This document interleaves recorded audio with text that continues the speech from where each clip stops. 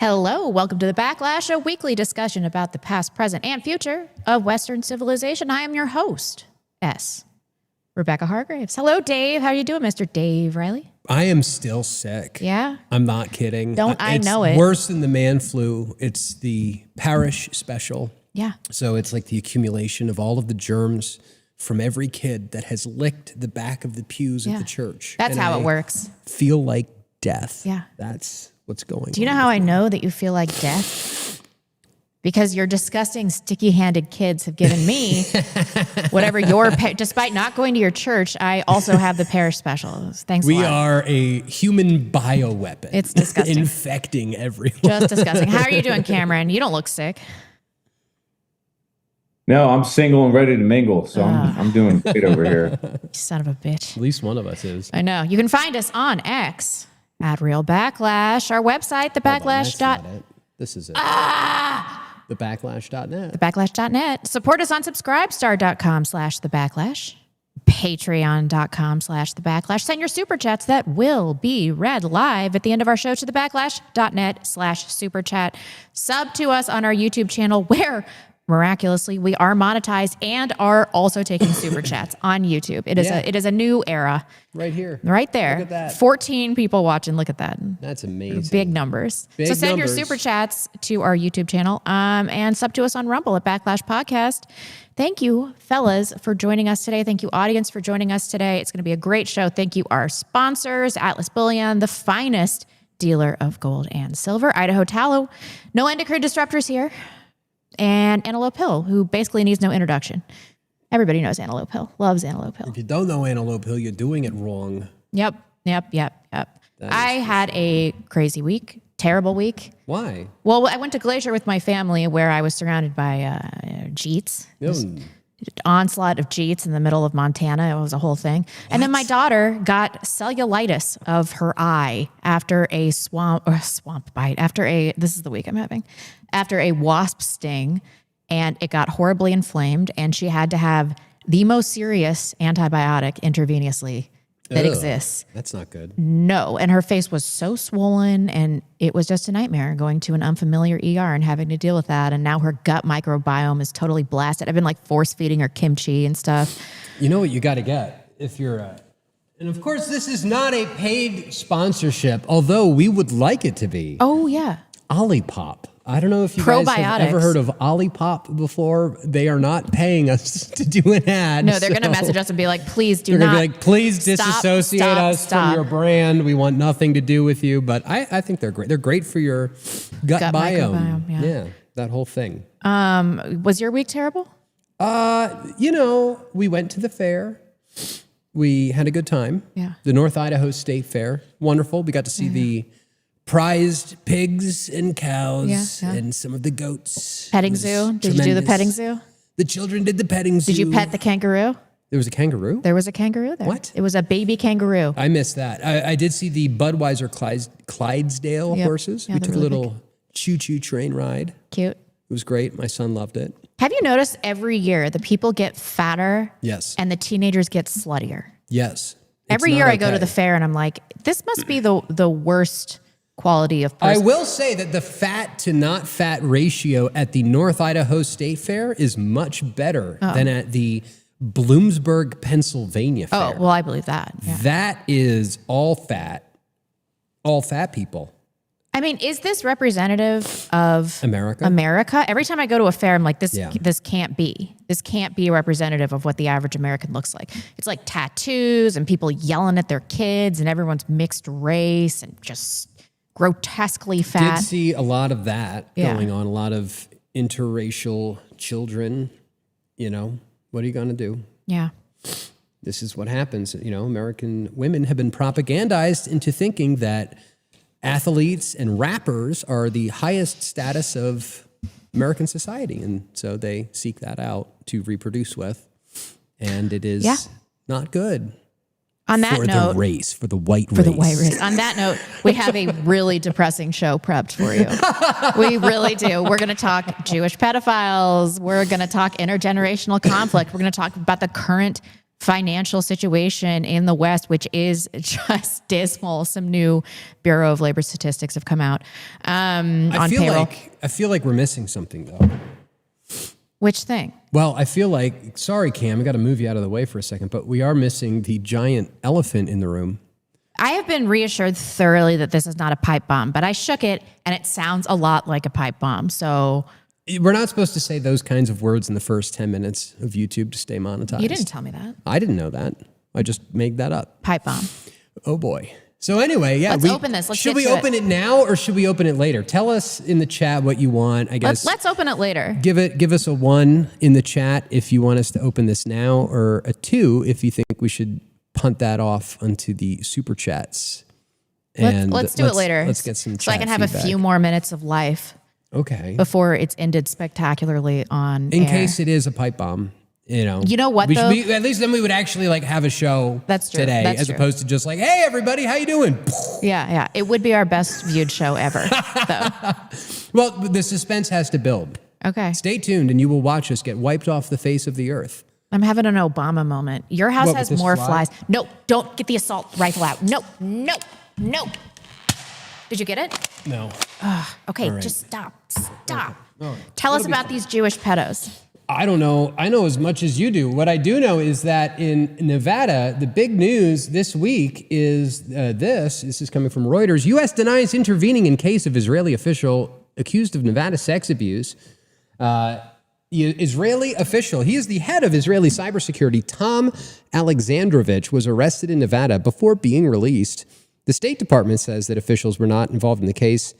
Las Vegas police announced the arrest late last week after an undercover operation.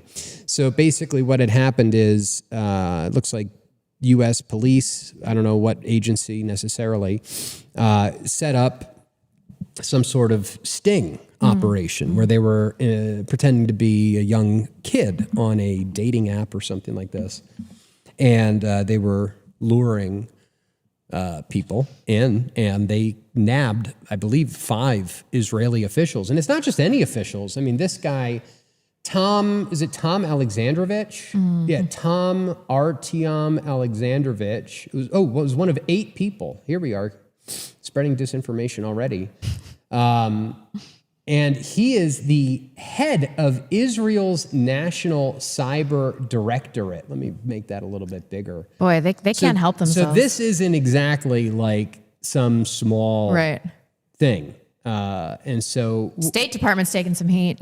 as they should be. So they released a statement and they said that Alexandrovich did not claim diplomatic immunity and was released by a state judge pending a court date. Any claims the U.S. government intervened are false. However, this Al Jazeera article, if you can pull that up, some random criminal defense lawyer in Nevada told Al Jazeera that this is very strange. He said, average Joe gets arrested. He would appear in front of the justice of the peace within 24 hours.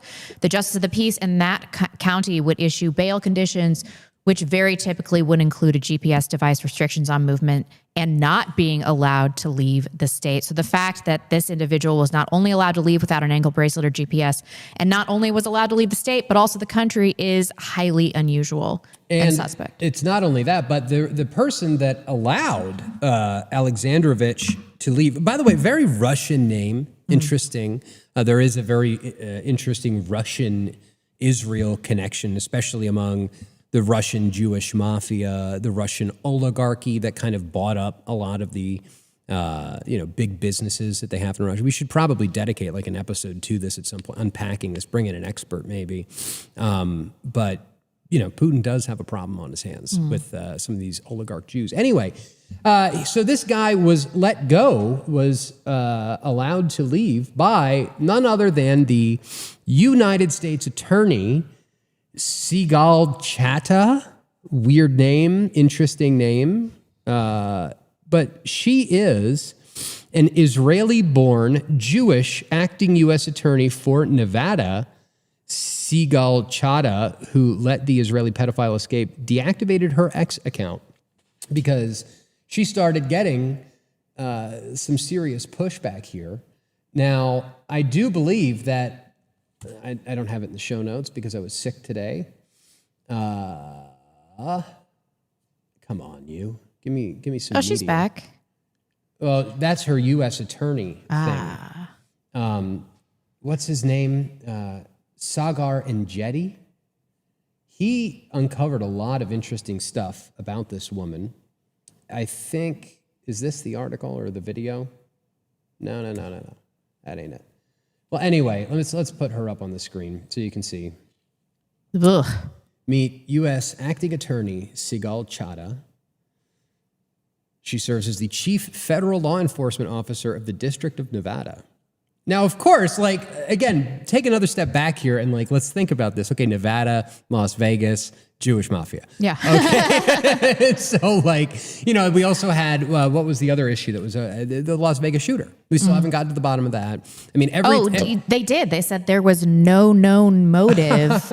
Right. It's just I mean, and then, the only other plausible explanation came from Laura Loomer, that it was a hit on Mohammed bin Salman, which is interesting. I mean, I don't know what the hell happened in Nevada, but I do know that it is messed up. Here it is.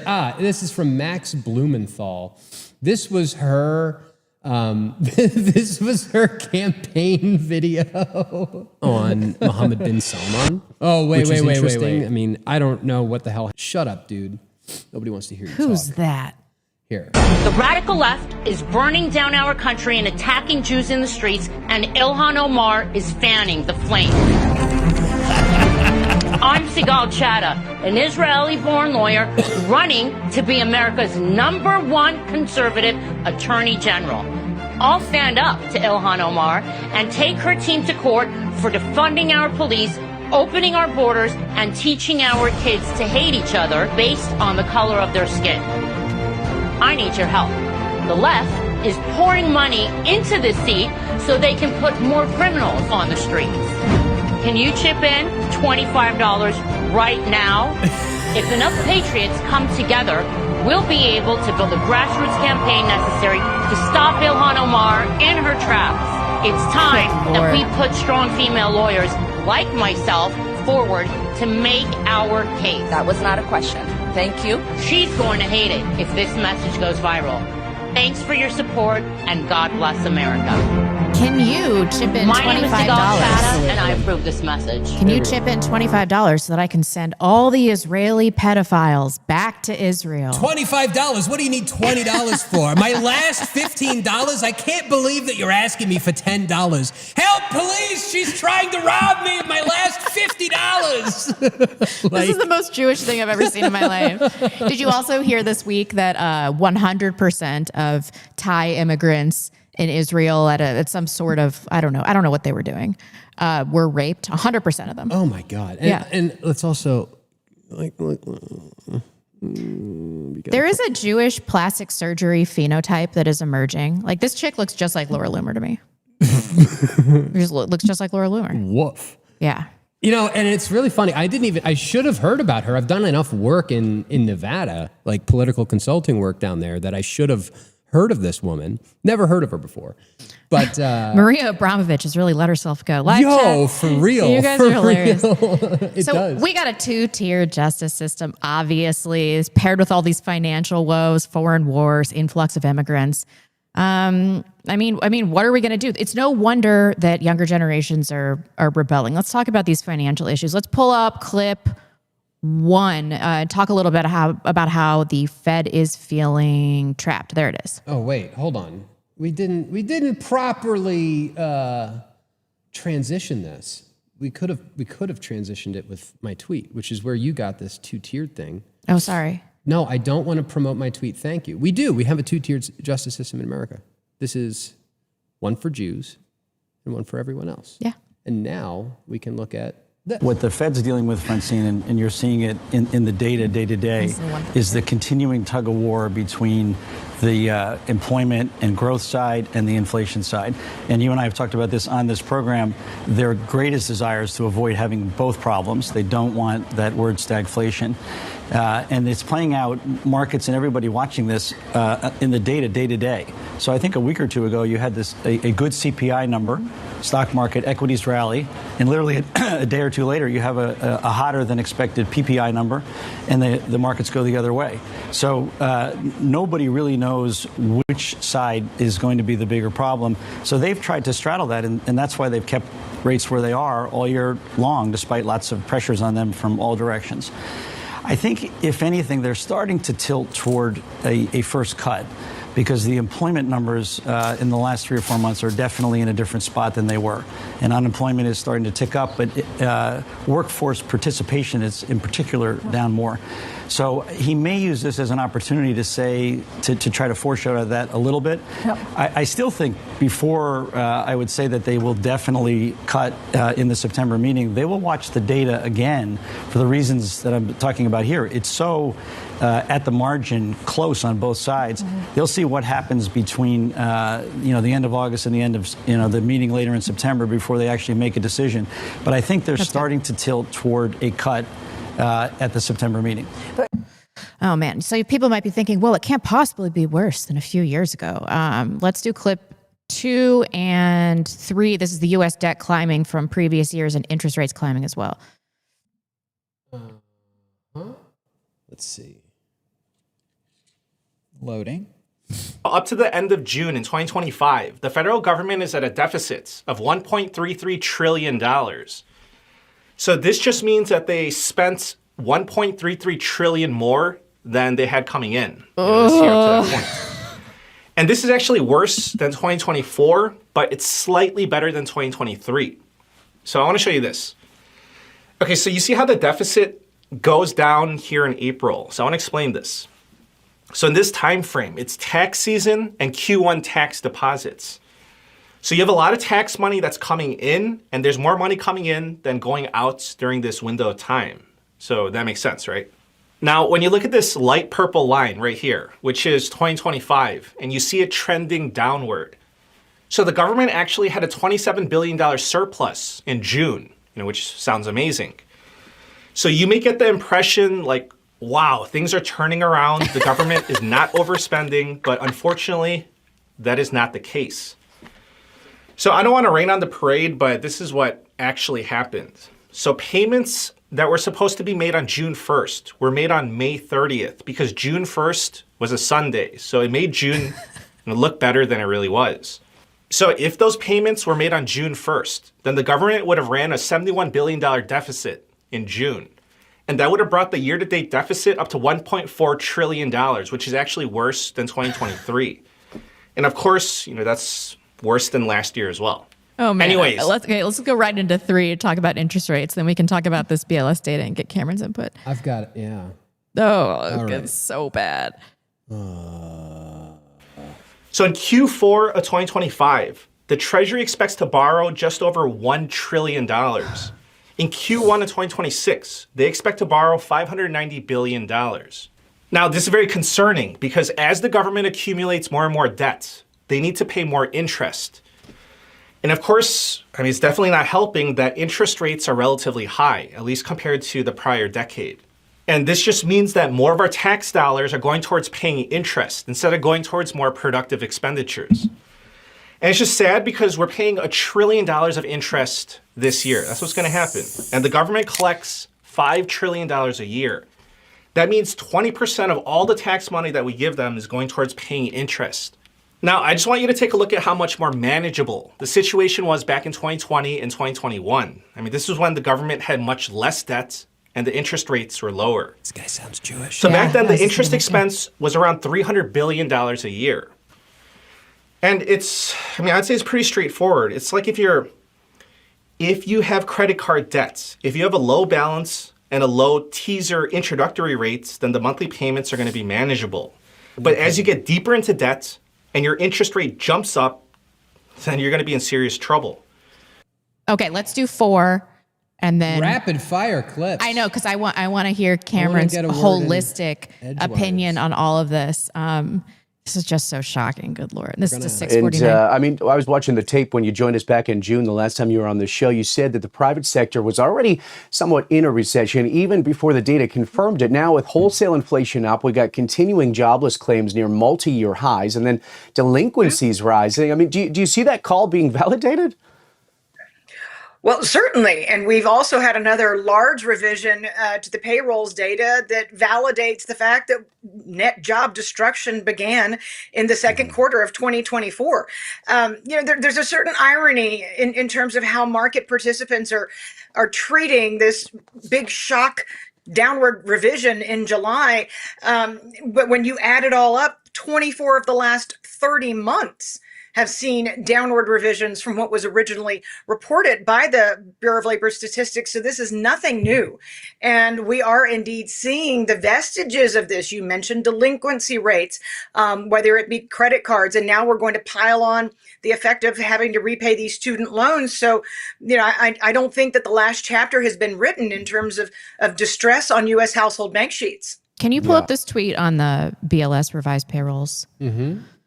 Oh, man. Okay. On September 9th, the Bureau of Labor Statistics will release its preliminary benchmark revision to non-farm payrolls for April 2024 through March 2025. Goldman Sachs estimates the revision could cut reported payrolls by 550,000 to 950,000 jobs. This implies payroll growth was overstated by a massive 45,000 to 80,000 jobs per month. If confirmed, it would mark the largest 12-month revision since 2010. This also follows an earlier 589,000 downward adjustment for the year ending in March 2024. What is happening with labor market data? Cameron, can you explain? Well, it's obvious to most of our audience, but why are they doing this? And what's actually going on with our economy? How much time do we have left? Yeah, so let's talk some numbers because they are pretty mind-bending. So if you go back to January of 2007, so this is before the Great Recession, it's before the subprime mortgage crisis, the global financial crisis, all the rest of it. We had a national debt of $8 trillion, okay? Now you go back 8 years before that, when Clinton left office, I think it was about $4 trillion. And Clinton actually ran some surpluses, some annual budget surpluses. But of course, you had entitlements that he was carrying over because there were never any structural changes to that. So we still had structural debt. But around $4 trillion in 2000, when Clinton left office and Bush came in, about 9 trillion in 2007 before Obama comes in. By 2019, that number is 22 trillion. By 2023, it's about 33 trillion. That's September of 23, so about 2 years ago. And now it's $37 trillion. $37 trillion. Now, that's the sort of baseline number, because you gotta figure there's a lot of off the books accounting that's not actually factoring in, one of which is the GSEs, the government sponsored enterprises. So that's Fannie Mae and Freddie Mac. There's a lot of subprime mortgage debt in the GSEs, and I've heard it's anywhere between $8 and $10 trillion. Now, the government also technically has liability for that. Then you consider the off the balance sheet liabilities. So these are the IOUs that we owe into the future. I've heard anywhere from $100 to $200 trillion. So when you consider the magnitude of those numbers, remember our GDP, let's just spot it at 30 trillion a year, which is being generous. We have no way of paying any of this back at all. It's a complete Ponzi scheme. So what's beginning to happen is that you're starting to see a feedback loop, and you're starting to see these numbers really start to pick up. And now what's key is that the interest rates are rising. Now that brings us back to the Fed. So the Fed has their annual meeting in Jackson Hole. Jackson Hole is a pretty nice place, by the way. I don't know if you guys have ever been, but you should go if you haven't. So they've been doing this annual meeting in Jackson Hole, I think, since the 80s, because Paul Volcker liked to fly fish. So they decided to do it there. At any rate, this comes at a very precarious time. The Fed was smooth sailing over the last, I'd say, 6 to 12 months, because they assumed that inflation was coming down, which meant that they could drop interest rates. Well, it seems, not just based on the last BLS report, but based on the last 4 or 5 years of data, that the economy, the underlying structure of the economy, is a total mess. Now, some people have called this a Great Depression, but a Great Depression that sort of extended over a long period of time, and it's happened outside of the top 10%. So because the top 10% controls so much of the economy, nobody's paid much attention, and what's sort of caught the underlying economy, the underlying, call it 60 to 70% of the population, is fiscal spending. But now financing fiscal spending, well, that's becoming too expensive as well. So the chair of the Fed, Jerome Powell, he faces a very tough choice. Does he cut rates and risk inflation spiking again? And it looks like that may be happening already. Does he lower rates to deal with an economy that's potentially imploding, but also signal potentially that he's capitulating to Donald Trump, who's been sort of chiding him on Twitter and in public, calling him an idiot, saying that he's too late, saying he doesn't know how to do his job, which jeopardizes the independence of the Fed institution. So basically, they're caught, they're trapped, and the economy, it seems, is really beginning to fall apart. The bigger story here, the takeaway, is that we're in a kind of financial emergency, and I think to some degree, that financial emergency is what motivated Donald Trump to set up this summit in Alaska with the Russians, because he's trying to pivot away from that debacle so that he can refocus domestically at home.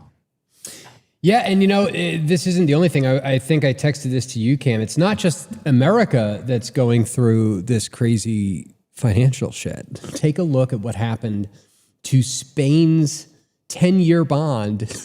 It went up. Look at this chart. This is retarded. It went up 14% in one candle. Hello? This is not good. Not good. Now, some of this too, if you bring up a chart, Dave, of interest rates on U.S. Federal debt in the 1980s, you'll see that historically speaking, our interest rates were a lot higher than they are today. We're actually at historically low levels.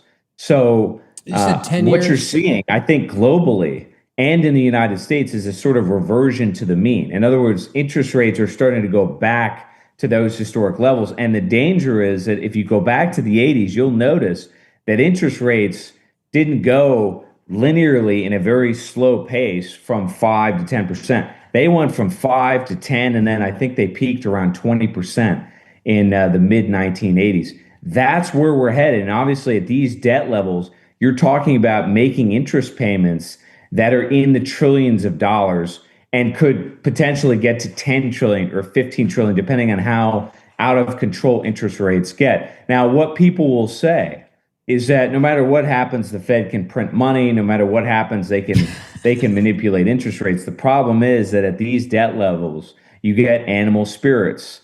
That means you get bond vigilantes, you get financial institutions that start to take the other side of the trade. They start to fire sale the U.S. Treasury bonds they've got. They start to sell into this sort of fire sale that's happening domestically. And I think that's where we're headed. In other words, I think you're going to see a global fire sale, not just of U.S. Treasury bonds, but of sovereign bonds around the world. And that will mean you get a banking crisis. And that'll mean you see a kind of depression in the United States, the likes of which we haven't seen since the 1930s. Oh. That's where we're headed. Well, not only that, but we were talking about this a couple of episodes ago, like even over the past 10, 15 years, if you look at the stock market valued in gold. And by the way, this is not just one giant effing ad for atlasbullion.com/thebacklash. Okay, this is not an ad. This is like actual news that we're talking about. But when you do look at the stock market divided by gold as opposed to dollars, we've already lived through in the past 10, 15 years a crash as big, if not bigger, than the Great Depression, which is crazy. And it's like really fucked up to think about because most Americans never think about the U.S. economy divided by anything other than dollars. You know what I mean? And it's really interesting too, like, you know, having gone to the fair this week, right? You want to get like a pina colada drink to cool off at the fair? Guess how much that was? $14. $20. No way. Ugh. $20. $15 for a lemonade. Okay. Baked potato, $9. Are you kidding me? This is not normal. This is not, inflation has gone away. It has gotten worse, actually, year over year, at least at the fair. It has. It's not just the squeeze that we're experiencing on a day-to-day basis, although that is making the average American freak out. But they're looking at this massive amount of foreign spending. Yeah. And I think the average American thinks that the economy kind of works like this. You can take some money and allocate it differently. You can put it towards the debt. I mean, it's so convoluted and bureaucratic that it doesn't actually work like that. You ever seen this chart? I have. This is from WTFhappened in1971.com. I will never stop plugging that website. It started in like 1970. We started giving Israel military aid. And as of this chart, it hit $251 billion.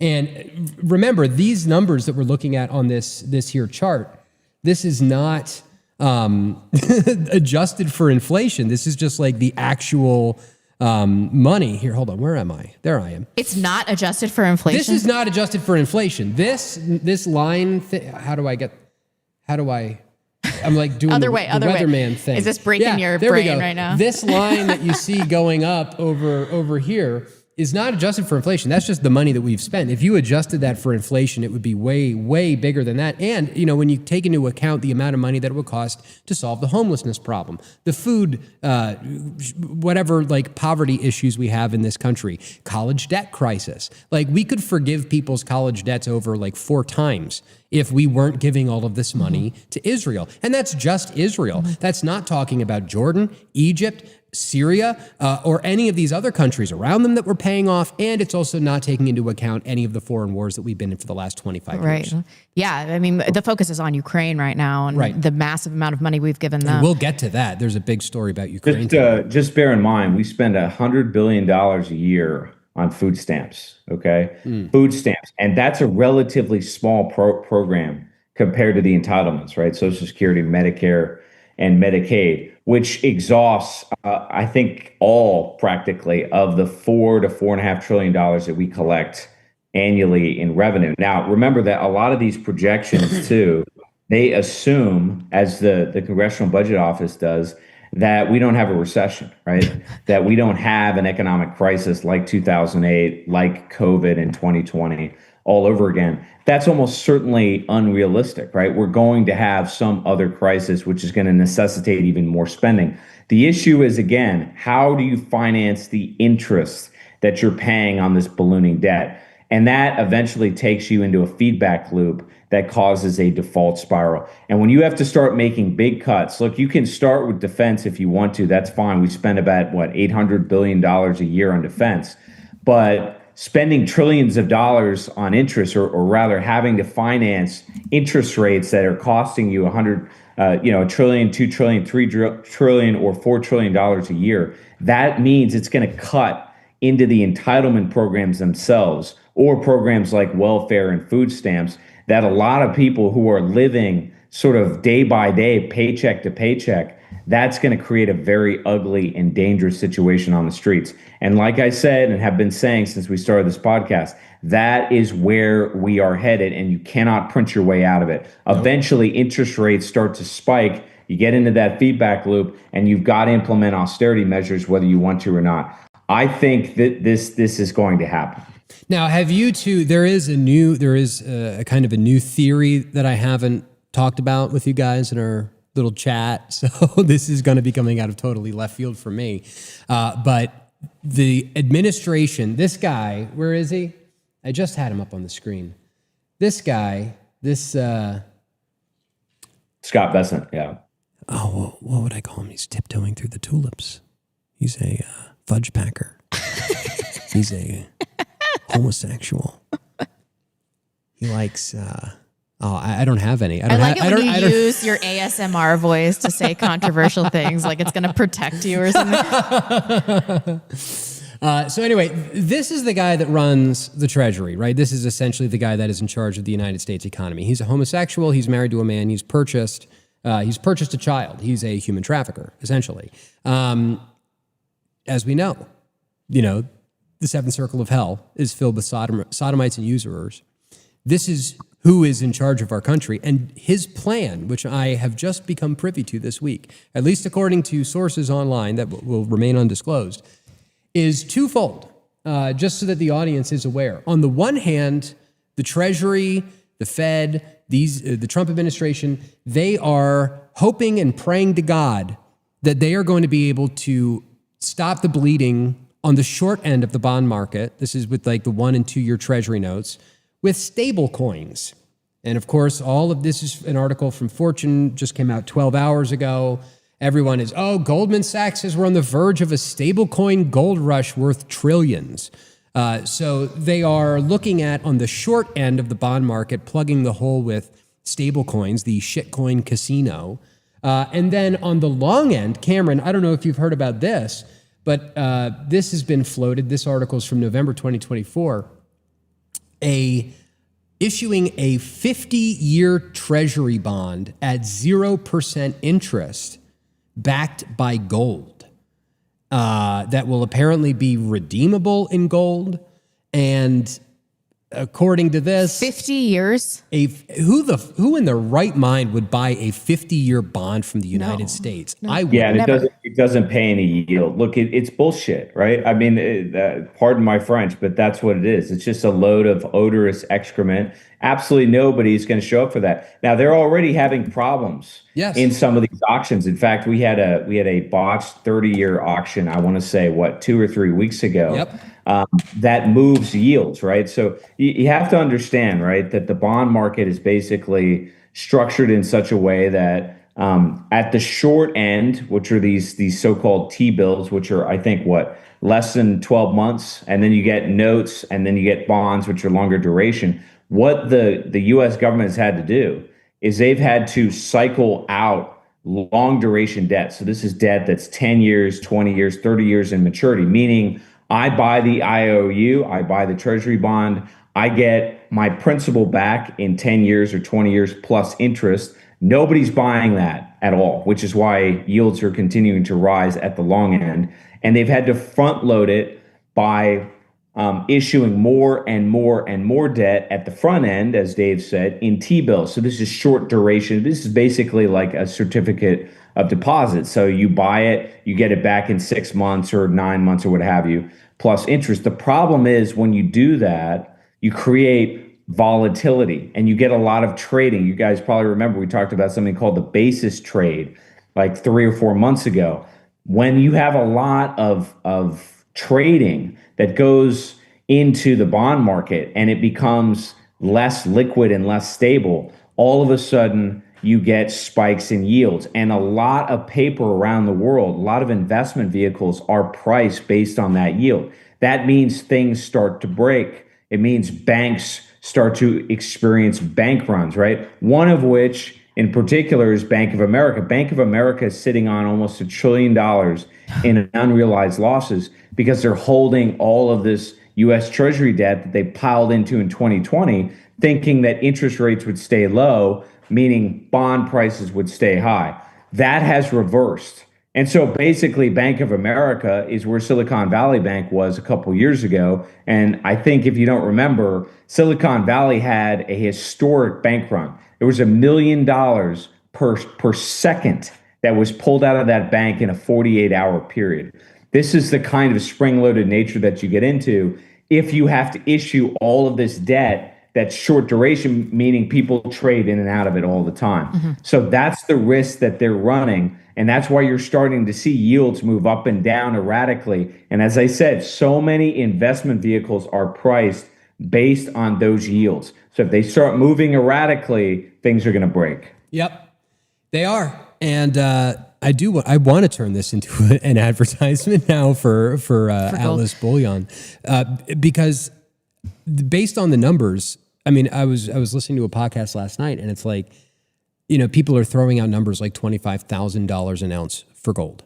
That's like retarded. Yeah. But according to the money supply, the amount of new money supply that we've put out there, the amount of debt that we currently have, something, I forget what it was, but there was some calculation basically for every, I can't remember what it was, but it was like for every certain amount that we get in bonds, then we can pay off for every $4,000 that the price of gold goes up, we could revalue our gold stockpile and take $1 trillion off of the national debt. So in order for the national debt, which is $37 trillion, right? That's what 37 times 4.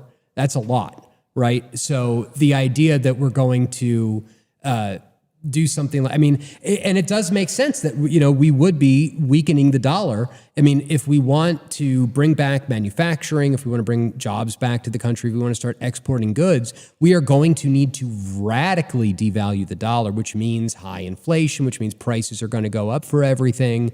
And basically, the only way that you're going to be able to preserve your wealth is hard assets. Yeah. Things like Bitcoin, things like gold, things like silver.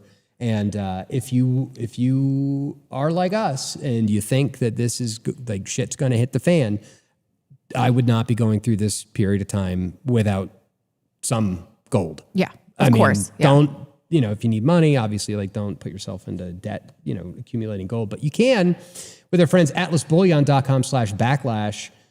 They have gold and silver subscriptions that help not only subsidize this show so that we can be here to help, you know, decode some of the bullshit going on in the markets for you, but also so that you can preserve your wealth with plans as low as $55 a month on the silver subscription, $200 a month on gold subscriptions. It is not a bad time. I mean, I know that gold is at historic highs, but you look at the situation that we're in, we have to print more money. Mm-hmm. And, you know, I think Cameron and I always argue, because I call it money printing, he calls it default. And it is a default. It's a soft default, but this is what's going to happen. There's no way out of this. I'm watching an interesting. Well, here's a different way to think about it. I don't want to get too far in the weeds because it's not really the topic of conversation, but this is important. What has changed in the international financial system, okay, over the last 20 years hasn't really sunk in with a lot of people in the West. But in 2002, the Chinese launched something called the Shanghai Gold Exchange. And when they did, they encouraged then, as they do today, Chinese citizens to hold gold. Now, most Americans don't own any gold, but in China and Asia in general, they do. In 2014, the Chinese launched the Shanghai Gold Exchange International. Now, the reason I mention that, and I've said this a couple times on this podcast, but I haven't really elaborated, and maybe we'll do a show that goes into this in more detail. what has happened over the last 200 years, really since the end of the Napoleonic Wars and the expansion of the British Empire, is that you have seen a global banking cartel that's centered in the city of London and in New York City dominate the world. And that was, the first iteration was started with the British Empire, in which they established banking franchises all over the world. Places like HSBC, Hong Kong Singapore Bank, which was founded in the 19th century largely to subsidize trade in Asia, okay? The City of London and New York City represent the twin pillars of Western finance, largely because they controlled the gold markets. And the gold markets are centered in the LBMA, the London Bullion Market Association, and the COMEX, which is in the United States.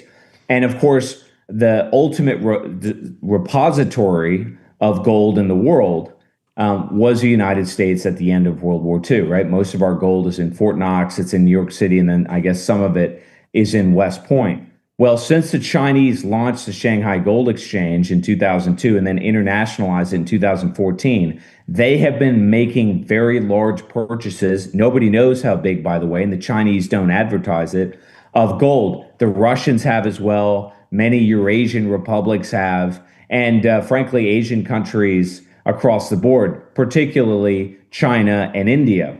What's happened in the last 10 years is basically there's been a swap. Countries have eliminated their holdings of treasury bonds in favor of accumulating gold. Now, the reason I mention that is because when Trump became president, both of you will probably remember that Scott Bessent, Elon Musk, and Trump were all talking about gold, revaluing it, auditing it, and then all of a sudden that sort of disappeared. At the same time that happened, there was supposedly a large ordering of gold, physical gold, that was taken for physical delivery from the LBMA and shipped into the United States. Now, a lot of people don't know, I should say nobody knows for sure who that buyer was, but a lot of people suspect it was the United States. Now, some people thought at the time this was because we were going to revalue gold. But actually, I think it's because we don't have the gold that we say we do, right? And that a lot of the gold that was in the West 10 and 20 years ago has actually been shifted to the East. Now, the reason I say that is because if that's true, and if there is more gold in the East than there is in the West, we can't repeg to gold, because that means that the whole world will basically fire sale US dollar denominated assets. That means that our stock markets, our banks, our treasury bonds, all of it will sink to zero. I mean, I'm exaggerating slightly, but basically you would see a massive deflationary crash in US dollar denominated assets. That is exactly what I think is eventually going to happen. And the Russians have been pushing for a repeg and a new monetary global order through BRICS for the last 10 years. This is something Putin has been talking about for a long, long time. So if things get worse here financially, if escalation continues overseas, we're going to find out who has all the gold, who has the physical supply. And my guess is it's sitting in Asian banks, and it's probably in Shanghai. It's probably not in the United States. Yeah. There's a video I want to play. Sure. It's 2 minutes or whatever, but it's on multiple levels. A, the narrative of it. It kind of puts a lot of this into perspective for people with the American economy anyway. B, also, it's amazing what AI video is doing these days. I mean, this kind of an operation would have cost $20,000, $30,000 even 2 years ago. So, but this is just a brief history, kind of like putting a little exclamation point on what we've been talking about as far as this gold shit is concerned. America's gold was supposed to back the dollar. Leaving the gold standard was the most costly mistake we ever made.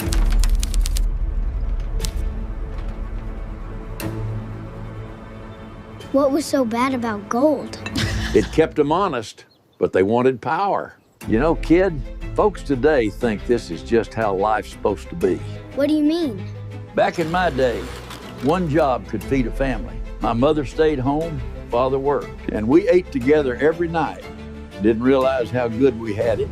After the World War, they promised gold-backed dollars, but they broke that promise. They printed paper backed by nothing, funded wars we couldn't afford and shouldn't have been involved in.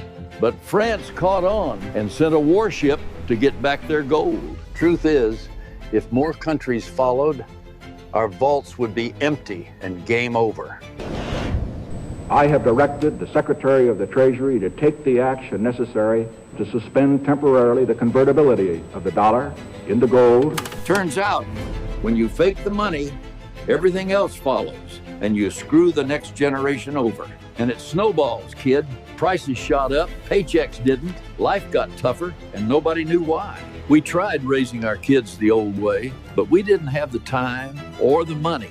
So you outsource parenting? Yeah, I guess you could say we did. Government schools raised them, and the TV taught them bad morals. They learned debt, not savings. Bought houses they couldn't afford. Played video games, gambling, antidepressants, and crimes. Families fractured. Divorce rates doubled. Birth rates plummeted. Things got so bad, people started financing Chipotle. Financing a burrito? Yeah, it's getting bad. Obesity, people eating cheap slop instead of real food. We got softer, sicker, and lazier. A nation in decline. But it didn't happen overnight. When Nixon left the gold standard, we traded sound money for a lifetime of debt. How will they ever pay it back? I don't think they plan to. Both sides keep spending like there's no tomorrow and leaving the bill to your generation. We didn't get it right, but you've still got a chance. So, take the reins, kid. Hold your ground and don't give up on sound money. Somebody said, boomers caring about future generations. This is obviously AI. Yeah, obviously. That comes from TFTC. Great little group of people down there in Austin, Texas. Man. They're putting out some great content. But yeah, it's, one war after another. They got to keep making new money, making new excuses. I see a lot of people just shut down at the talk of the economic situation. I think it's such an insurmountable amount of money that it just seems like monopoly money at this point. And I'm seeing a lot of people in the live chat discuss accelerationism and like this doesn't even matter to me. That somebody said I stopped caring about the economy in 2009 because what am I supposed to do about it? The situation is obviously irreparable.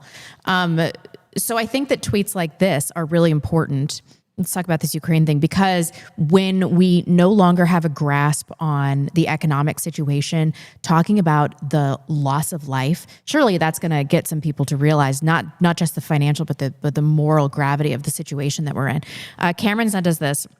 This is from DD Geopolitics. Definitely sub to them on X. X, yes. I think they also have a podcast that they do. Very good stuff. This is just unbelievable. Like, I could not believe what I was reading today. Ukraine's military losses exposed 1.7 million dead and missing. Have you heard any of the numbers come close to this? I've heard 500,000, but 1.7. The Russian propagandists, the Putin apologists, they've been saying this for a long time. It's just incredible. But now we've got, again, thanks to DD Geopol and some Russian hacking group, there is evidence. I mean, I'll pull some of these They have reportedly breached the Ukrainian General Staff's database, revealing catastrophic losses of the armed forces of Ukraine.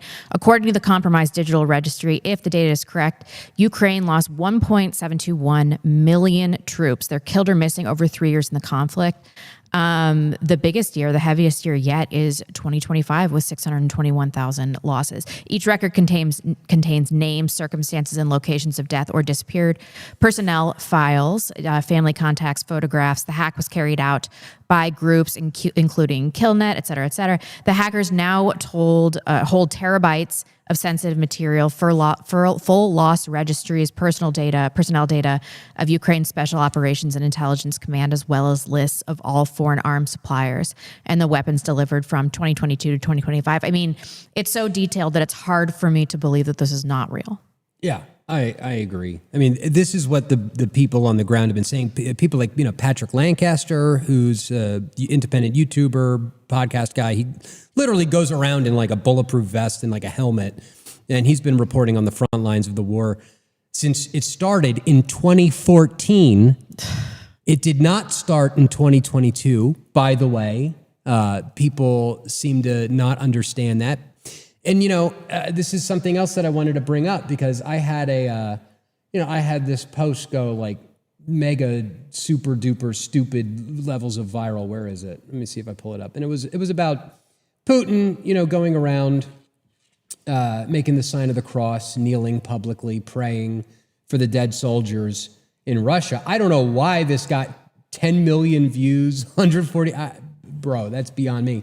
But in the replies, I keep getting people that are like, Putin started this war. Putin started it. Putin's killing his own people. He's a dictator. He's evil. He's blah, blah, blah, blah, blah. Well, no, actually, the guy that started this war, I can't spell and type at the same time, was this piece of shit, Igor Kolomoisky, okay? Just in case people aren't aware of who this guy is or what his deal is, Igor Kolomoisky is one of the richest people in the world. That's down a little bit, down to $1 billion on the Forbes richest in the world list. Goy, I assume. No. Igor Kolomoisky is the founder of the Ukrainian Privat Bank. He also owns the local Dnipro basketball team, soccer team. He also owns 1+1 Media, which was, I believe it still is, the largest media empire in Ukraine. And that was also the media company responsible for a television show which came out in about 2014 called The Servant of the People. And I don't think people know about this. Servant of the People. Let me pull this up. This was a 2015 drama featuring none other than Vladimir Zelensky, who played a unknowing school teacher that was clipped, I guess, like he was teaching his class, his English class or whatever, and he goes on a rant about how everybody in politics is fake and, they don't care about us, blah, blah, blah. It's like they're playing a joke on us. And this TV show rocketed Zelensky to the presidency. And while he was campaigning, he changed the name of his party to the Servant of the People Party, the name of the fucking TV show that he was in. He was being driven around in limousines by Igor Kolomoisky. And it was Vladimir Zelensky that started the second wave of aggression in 2021 and 2022 against the native Russian-speaking populace in the Donbass. Now, the other thing that Igor Kolomoisky is responsible for that I don't think a lot of people know is he was the guy that bankrolled Azov Battalion, the neo-Nazi weird group of Jews, extremist Jews and I guess white nationalists allegedly that control that region. But what people don't understand is that they got their money from this Jewish oligarch. So they got to do all the Heil Hitler, Nazi saluting, running around, doing their pagan whatever, all bankrolled by Jews. And they've essentially functioned as Igor Kolomoisky's private militia. So let's say that there was some business that Kolomoisky wanted to buy. All of a sudden, Azov Battalion has a problem with the business. They, do something over there, and now, Igor gets to move into that sector. And this all started when American neocons, Jewish neocons, Victoria Nuland, chief among them, in 2014 kicked off the Maidan Revolution. We instigated that. The United States instigated that with the help of these Jewish oligarchs. And they started persecuting the white Orthodox Christian Russians, murdering them. There were several, what do you call them, massacres that happened in the eastern Ukraine. And then the Ukrainians voted to become part of Russia.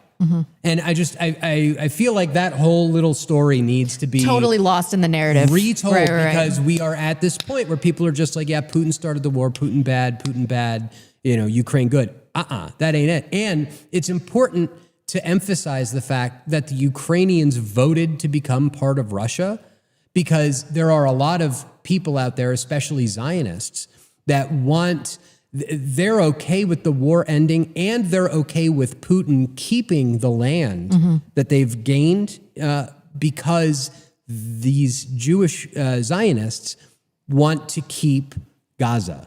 They want to keep the West Bank. Of they course, want the it's all Golan Heights. interrelated. Isn't it incredible how the media and the State Department were able to get ahead of this so far ahead of time? I mean, think about the groundwork that they laid with Russiagate and all of the the anti-Russian sentiment as early as, when did that even start? 2015? Yes, 2015, 2016, right after the election. Oh, man. And so this, and it really makes you wonder, because it's like you see these, and it's heartbreaking. 1.7 million people dead for what?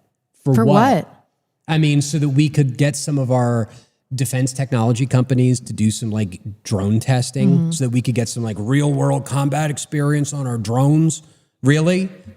Okay. And is it for the territorial integrity of the Ukraine, a country that fucking did not exist until 1991? Right. They didn't exist. Well, of course, that's not the reason. I mean, and meanwhile, it's so important that we keep the borders of Ukraine.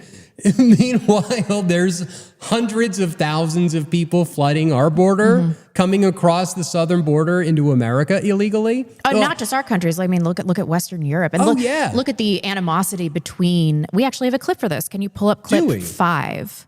I put it in the next section, but it is just incredible the level of animosity that the average Westerner is experiencing from this immigrant population that has to deal with it on a daily basis. This clip shocked me. Well, hold on. Before we play the clip, it is just incredible to me, because it really makes you wonder what this is all for.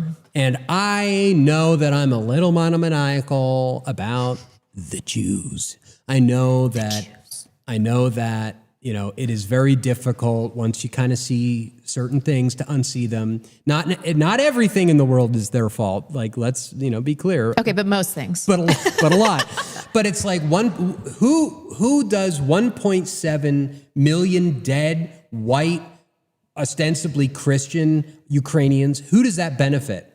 That does not benefit Putin. It doesn't benefit the people of Ukraine. Frankly, it doesn't even benefit America. But you know who it does benefit?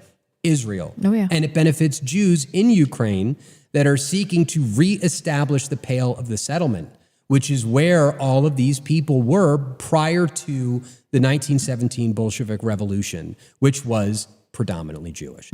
I don't know where that rant came from, but deep in your heart and soul. I had to do it. You did step on my transition, though. I apologize. So let's check this out. Warum hast du keine Why don't you have any German friends?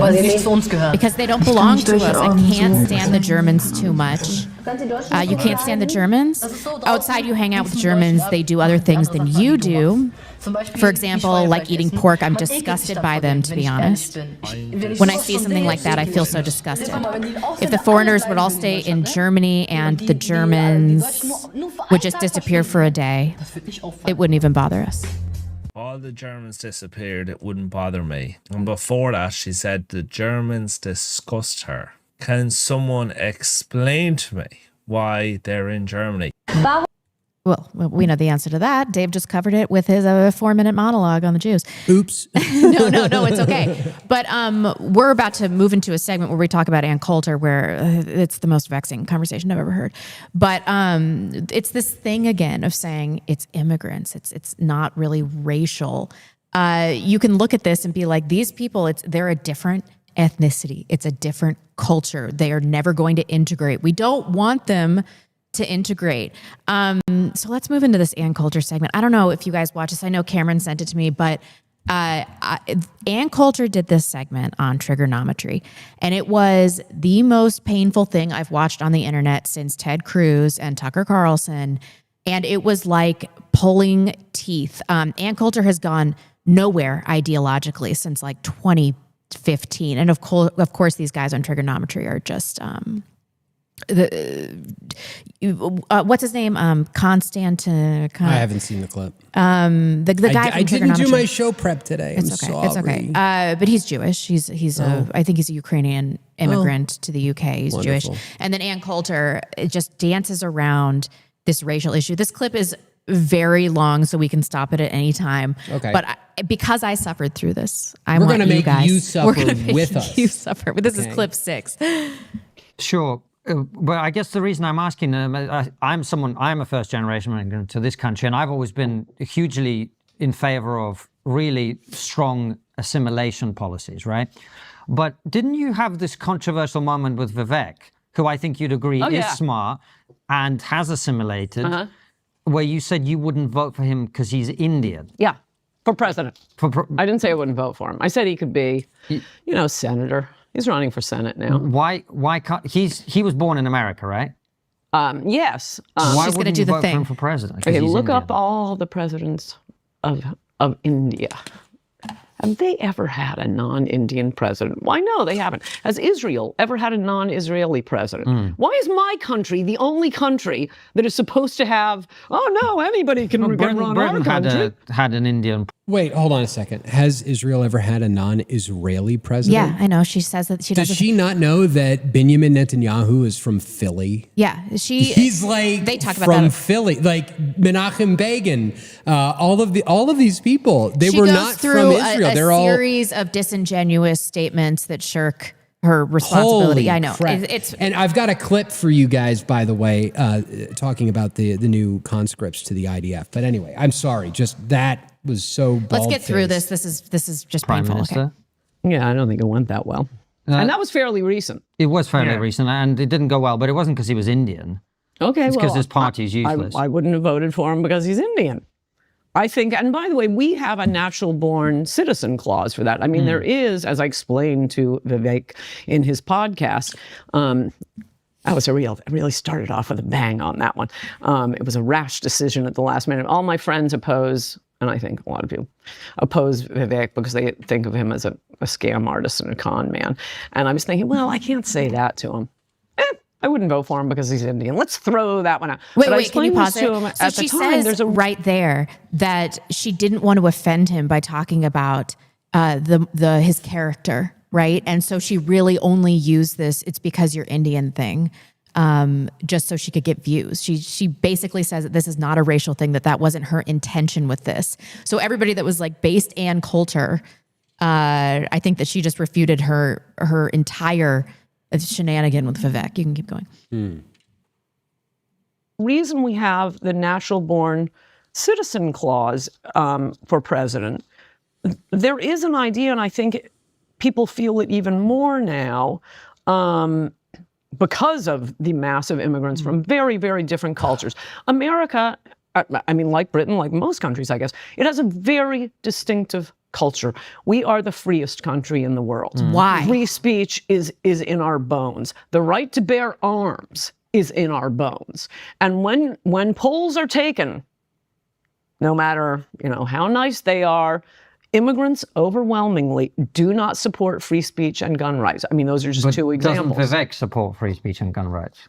The point is still the same, and that is there is the idea that over generations, it's in your bones, this is in your blood, you would die for this country. So close. It's just second nature to believe in the right to bear arms. And yeah, immigrants can pick this up. Look, I told them I'd vote for his kids if they married an American. No! But he is an American, isn't he? Yeah, he is, but he's an Indian American. He is a second generation immigrant.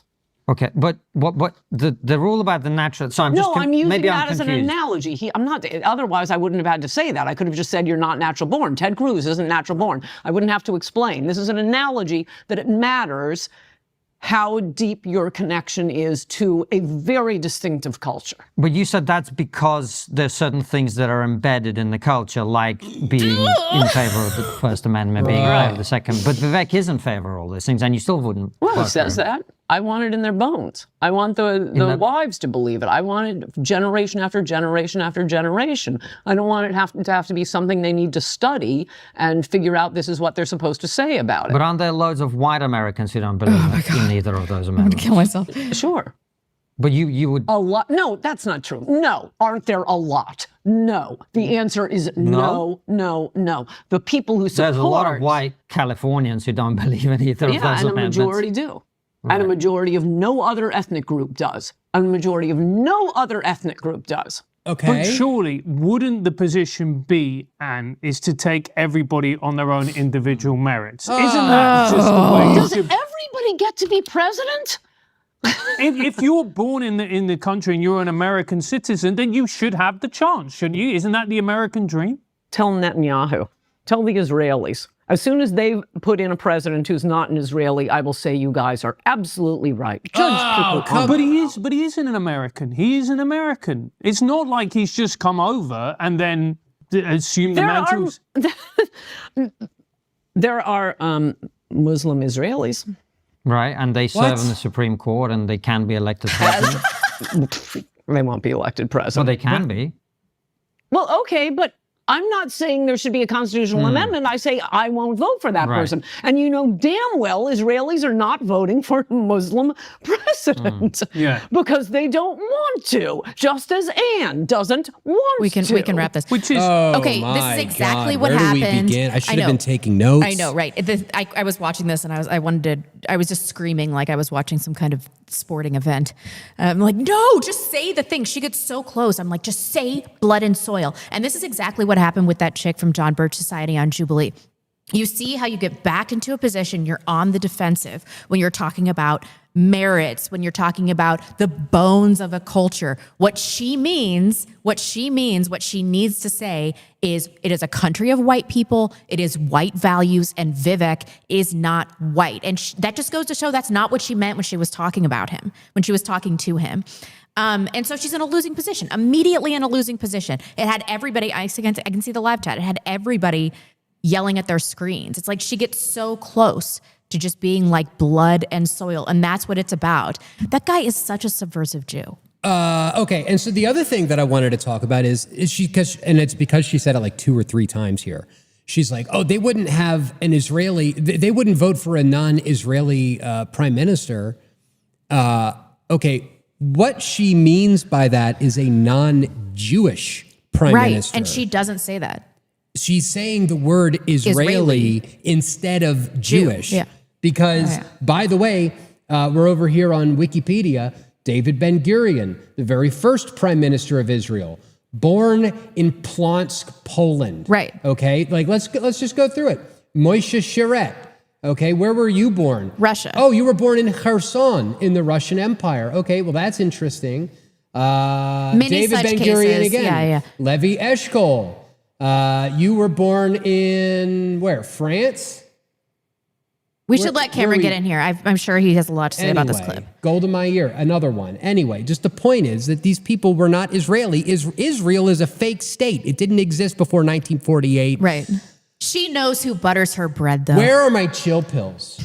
Cameron, I don't even have a question for you. What do you think about that clip? Well, I mean, look, what you said, Rebecca, is the correct point. I would just say a couple things briefly, because there isn't much to be said about it. The first thing is, and for everybody listening, this is the way you should think about it in your mind.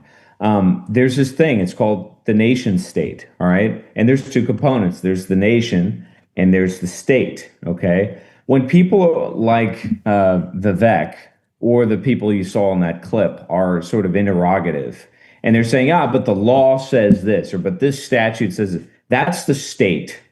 And the state is superficial. It's a superficial construct that comes from the nation. And the nation is the ethnos, right? The nation is ultimately the connective tissue between the culture, the civilization, the identity that animates the state. This is why, if you consider Chinese history, for example, the Chinese have had multiple dynasties. They have had communist rulers, but they are the longest living ethno-state in the history of the world. Chinese civilization has persisted and reinvented itself century by century. How do they do that? Because the ethnos remains intact.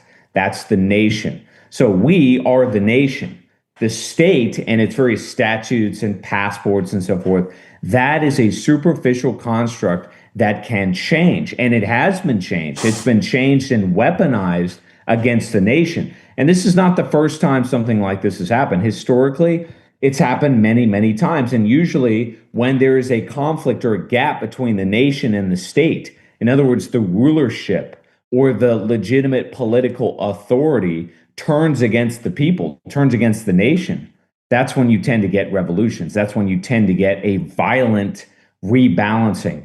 Guess what? That's exactly what's happening. This is also why I often say on the show, the politics of things as we understand it, voting for a Democrat or a Republican or MAGA or whatever, that is irrelevant. That's the game that Ann Coulter is trying to play, and that's the sandbox that has entrapped her. That's why she doesn't want to say white.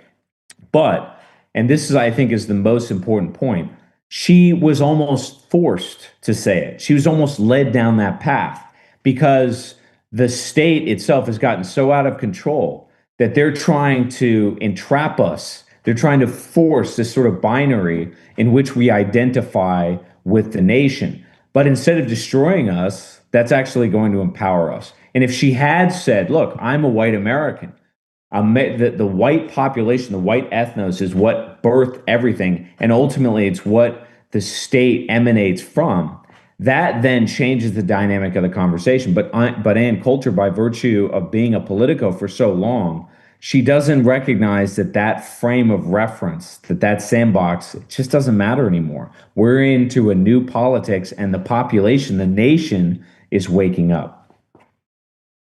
So there we go. Because I had you muted because I was blowing my nose. I apologize. Gross. And I think that her lack of evolution is juxtaposed with the Sargon of Akkad clip that we're about to play.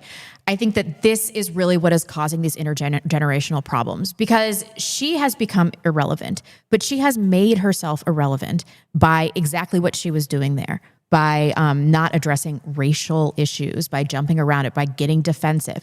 Now, Sargon, who used to be more in the Ann Coulter culture alt-light camp type thing. Yes, he has a really interesting development. He's really developed his worldview in a positive way. Now, I know he can't say that everything that we want him to say, but the UK laws on speech he could get arrested at any time just for pushing it. And I think he's taken it to his maximum ability for what he can say. And he talks in this clip really quickly. Let's just play 7 and 8 after one another, and then we can discuss. But he's going to discuss this convergence and how Gen Z and to a lesser extent millennials are really making this a racial issue.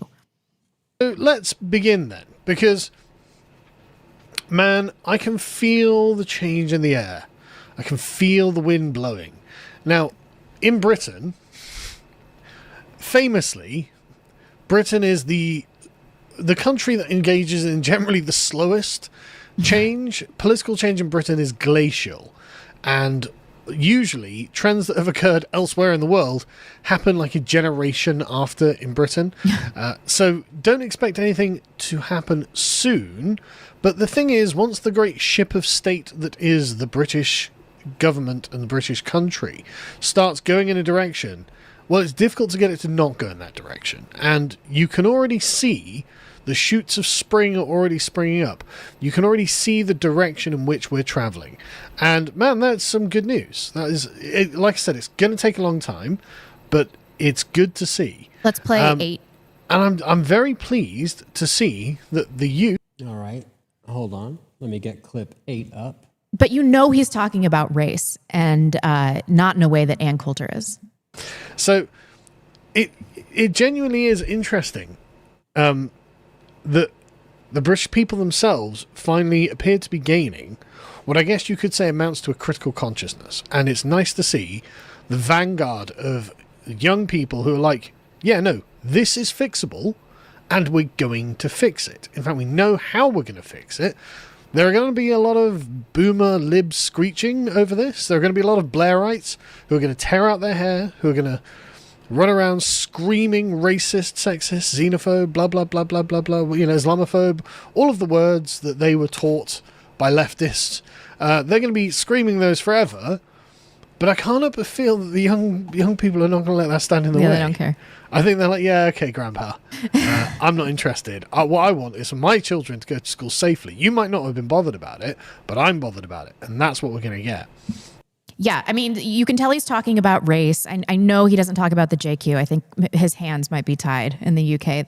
You know what this is reminding me of? This is reminding me of this clip. Have you ever seen this clip, Rebecca? I don't think so. Yeah, let's... Is this Zoomer Historian? I believe he did tweet this out. His account is so fantastic. I'm going to try to bleep it out. Why bother? Well, because Because we're trying to get monetized. This was England in like the 1970s, and it's just amazing because I feel like here we are again, old friend. Yeah. Like we're right back to it. Yes, I am a racist, and why? Who's made me a racist? This government, the Conservatives, and every sturdy, stinking cancer who sticks up to them. And I'll stand by my words, because I don't like these people, never will do. We're seeing a resurgence of this in younger generations. He's right, because they aren't going to kowtow to these slurs anymore because of what we're about to talk about. They really have not much to be hopeful for, especially economically. I'm sure everybody has seen this Gavin Newsom, JD Vance meme going around. And I think that they're joking because Gavin Newsom is a real piece of shit.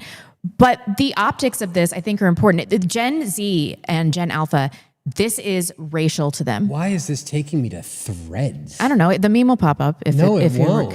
I don't know. Can you find it somewhere else? There we go. There it is. Okay. Which Way America? There's Gavin Newsom with his beautiful white family, and then fat JD Vance with his Jeet wife and his Jeet kids.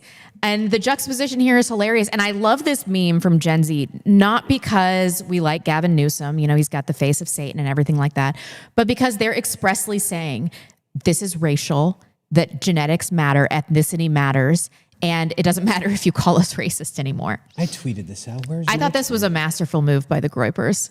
Yeah. No. It was really, really funny. And people are getting so pissed off. Yeah, I was going to say, like, I tweeted this out when Charlie Kirk, he said, "What is an American?" And I'm like, you tell me, Charlie Kirk. Yeah. You know what I mean? It's very, very obvious. And the BAP people are pissed. Well, they are not having a fun you time know with why. this meme. Absolutely. Please vote for the Republican. But the issue is, right, what is it? Is it Sargon? Is that what he goes by? Carl Benjamin, yeah. Carl Benjamin, yeah. Carl Benjamin, yeah. What he said is absolutely correct, right? And that is that the consciousness, right? And you hear me use this term a lot, consciousness. It's one thing to look at yourself in the mirror and say, well, I need to comb my hair, I need to wash my face or whatever. It's another thing to say that I am conscious of who I am, of what my identity is, and what direction on that basis I must go. That consciousness has been completely vacant in our politics for a long time. If it was there, it was faint. It was discreet, right? In a way similar to what Ann Coulter tried to express when she was being interrogated. She was trying to be subtle and discreet. Well, we see how far that's gotten us. It's gotten us nowhere. And the younger generations understand that. More to the point, they're being forced to defend themselves because of the demographic changes that have happened over the last 50 years. So now the only politics that matters are identity politics. And that identity is causing, I think, younger generations of men in particular to wake up. Now, once you've awakened, there isn't much that can be done to you, which is why the state has to censor you, or it has to imprison you, or it has to otherwise harass you. Because when you stand in front of somebody like Vivek and you say, look, the difference between you and me is what we see in the mirror, you've won the discussion. End of discussion, end of debate. It's over. And that's where we're headed. Yep. The irony of all of this, I should say, is that this is not necessarily the direction that the white population in the United States or the Europeans collectively want to go. Even now, there is some degree of reluctance. But as I've said before, it's being forced upon us. And now the younger generations are beginning to embrace that consciousness. That's a game changer. And it's not going to take decades and decades, as he hinted. That's not what's going to happen, because a collision is already happening on the streets. It's happening online. And it's only a matter of time before that starts to bleed into the mainstream. In fact, I think you could argue that it's already happening.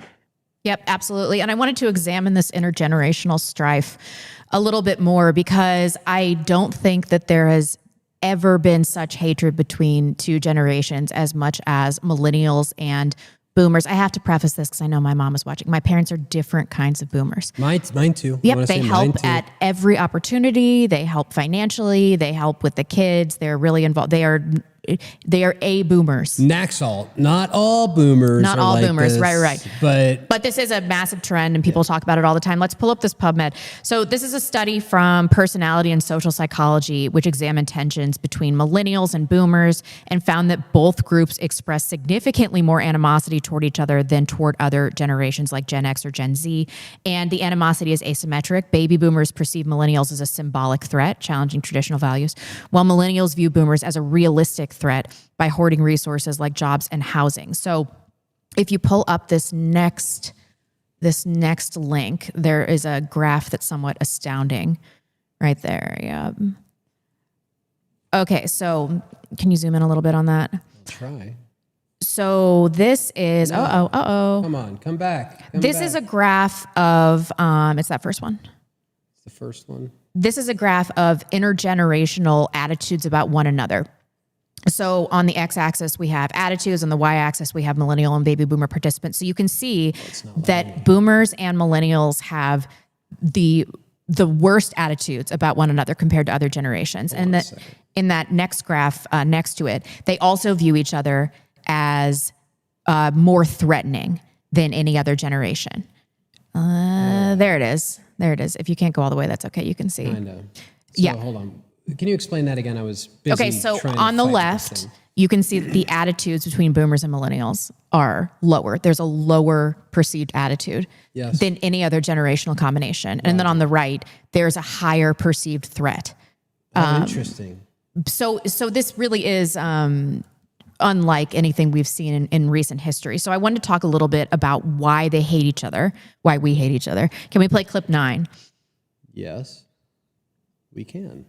Thank you, Dave. I have never seen the war that I am seeing between the boomer generation and the millennial generation. Never before seen this. It is unbelievable. Really? The amount of hatred between these two generations is unbelievable. It's really bad. So what's the core thing they're fighting about? Betrayal. The boomer generation really is a generation that believed that the template for success was a very specific thing. They themselves made all kinds of decisions that changed the entire framework and the landscape of this world and this society in a way that would not work anymore for what they did essentially when they were 20. So they sold an idea to the millennials. The millennials followed that ideal.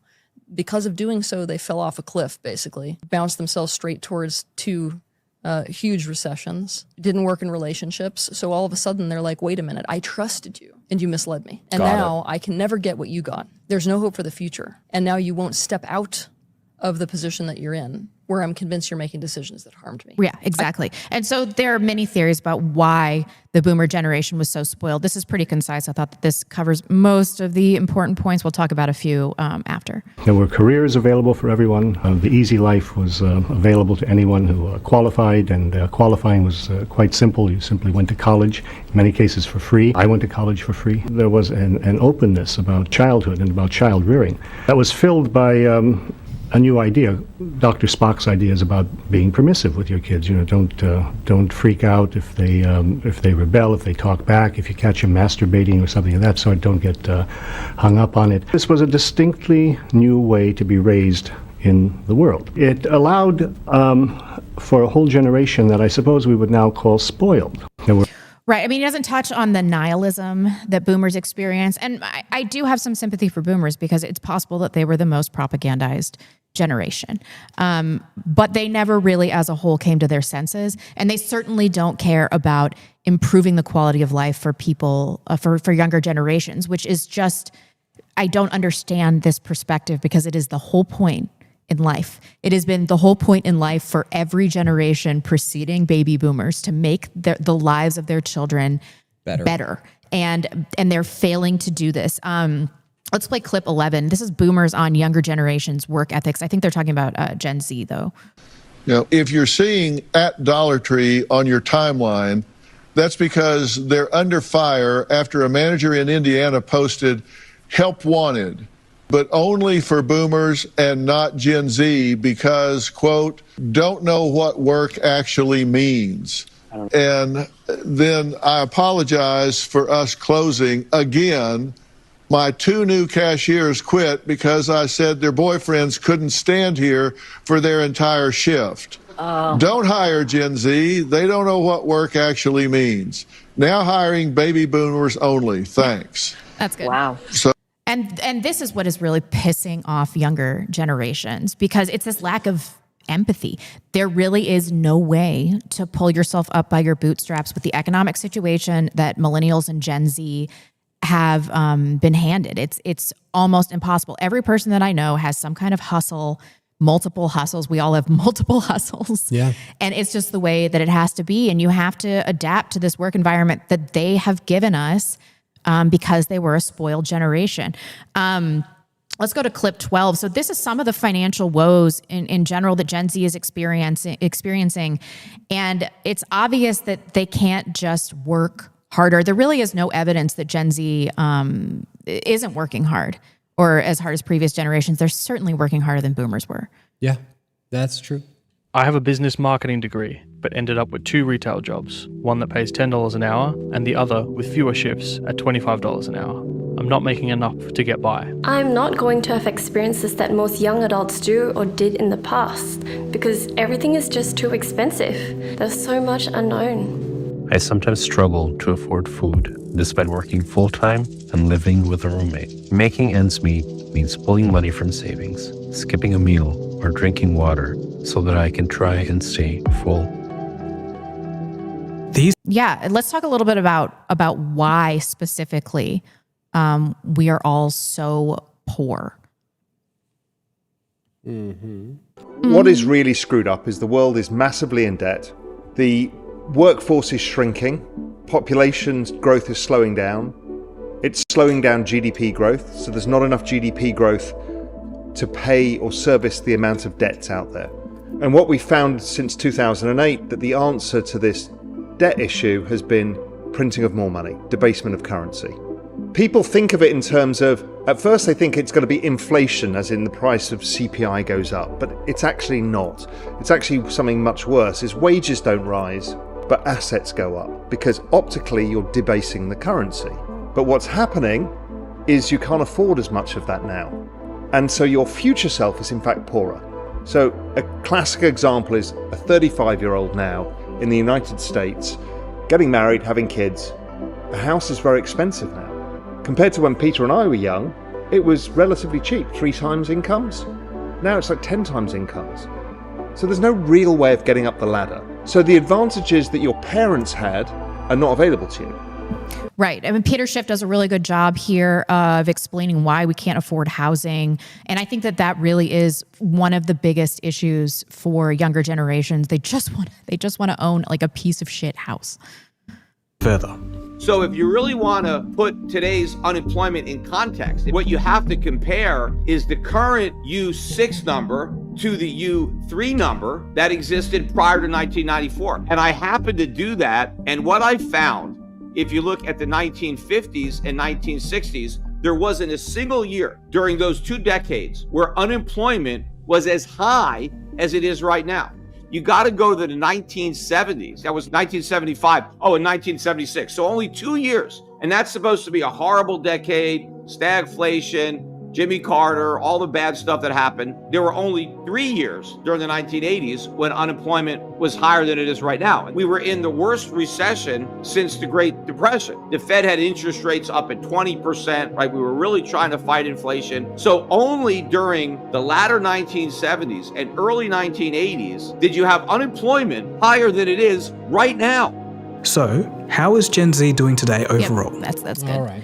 And what has this done? I think the worst outcome of this is that it has absolutely destroyed morale in younger generations. There's this video of this kid just ranting in his car, and it has gotten incredible play.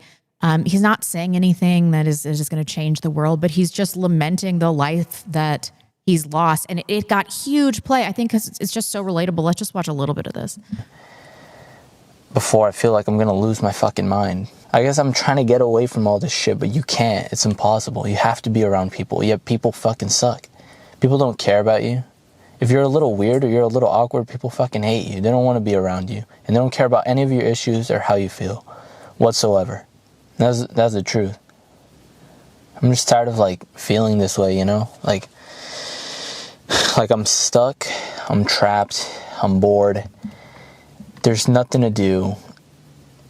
Everything about life has to do with other people, and I don't want to be around other people anymore, because all it is disappointment every time. It's like they want you to be a certain way, but I can't be that way. I feel like I'm not supposed to be a part of this society. I don't fit in it. It's like really fucking irritating, man. I want to just drive away. Like, I'm here in the back of the parking lot, and I just want to be by myself. This is like the most peaceful for me. That kid sounds like he's on the verge of suicide. Yeah. Well, I mean, this is not good. No. And, you know, this whole thing is reminding me of a story that I thought was in the outline, but wasn't. And I didn't put it in because I didn't read it. But it's reminding me of, let me see if I can find it. I had it up here. This right here. Earlier this week. Oh, yes. I should have put this in the outline. Earlier this week, a young kid, maybe somewhere between a 16-year-old deli worker. He's disabled. He's disabled at Meijer. Meijer is one of these food stores like, Kroger or Super One or whatever. I don't know. I guess this is more of a Midwest thing. But so he's working at Meijer, and he was eating thrown away food.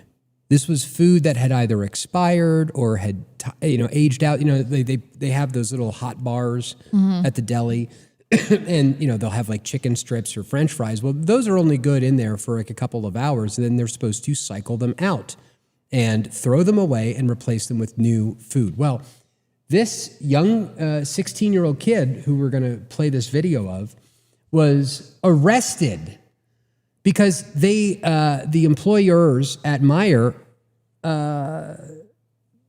accused him of basically having stolen. Corporate theft. Yeah, corporate theft. Thank you. $110. So this is the police body cam footage. They called him into the office to have a meeting with him, and then the police pop in, and this is what happens. Hello. Hey. So we have James here. Who's James? Right here. Right here. Okay. He is. He works in our deli department. Okay. And we found out that he's just been taking orders of chicken and fruit cups and stuff like that off the store for 110. Yep. All right. $110 over 3 months. James, do you have anything on you need to be aware of? Not Don't reach for it if you do. Don't reach for it if you do. Okay, so I have a Sharpie and a box cutter in this pocket. All I have in this pocket is my phone and my earbuds, and then in my back pocket I have my wallet. Go ahead and stand up for me. Okay. All right, just go ahead and put your hand on the wall for me. Let me Oh my take everything out. We'll gosh. get it with you.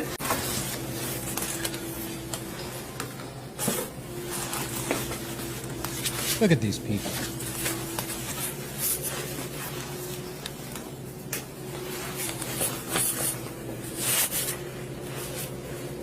Look at her face. All this stuff yours? Like the box cutter, that's not my property or anything? They're wondering if the box cutter is Meijer property. Yeah. Right. Holy. Anything in your shoes or anything like that? Nope. Go ahead and put your hands behind your back. Okay. You can put your palms together and drop that. Put your palms together. Palms together.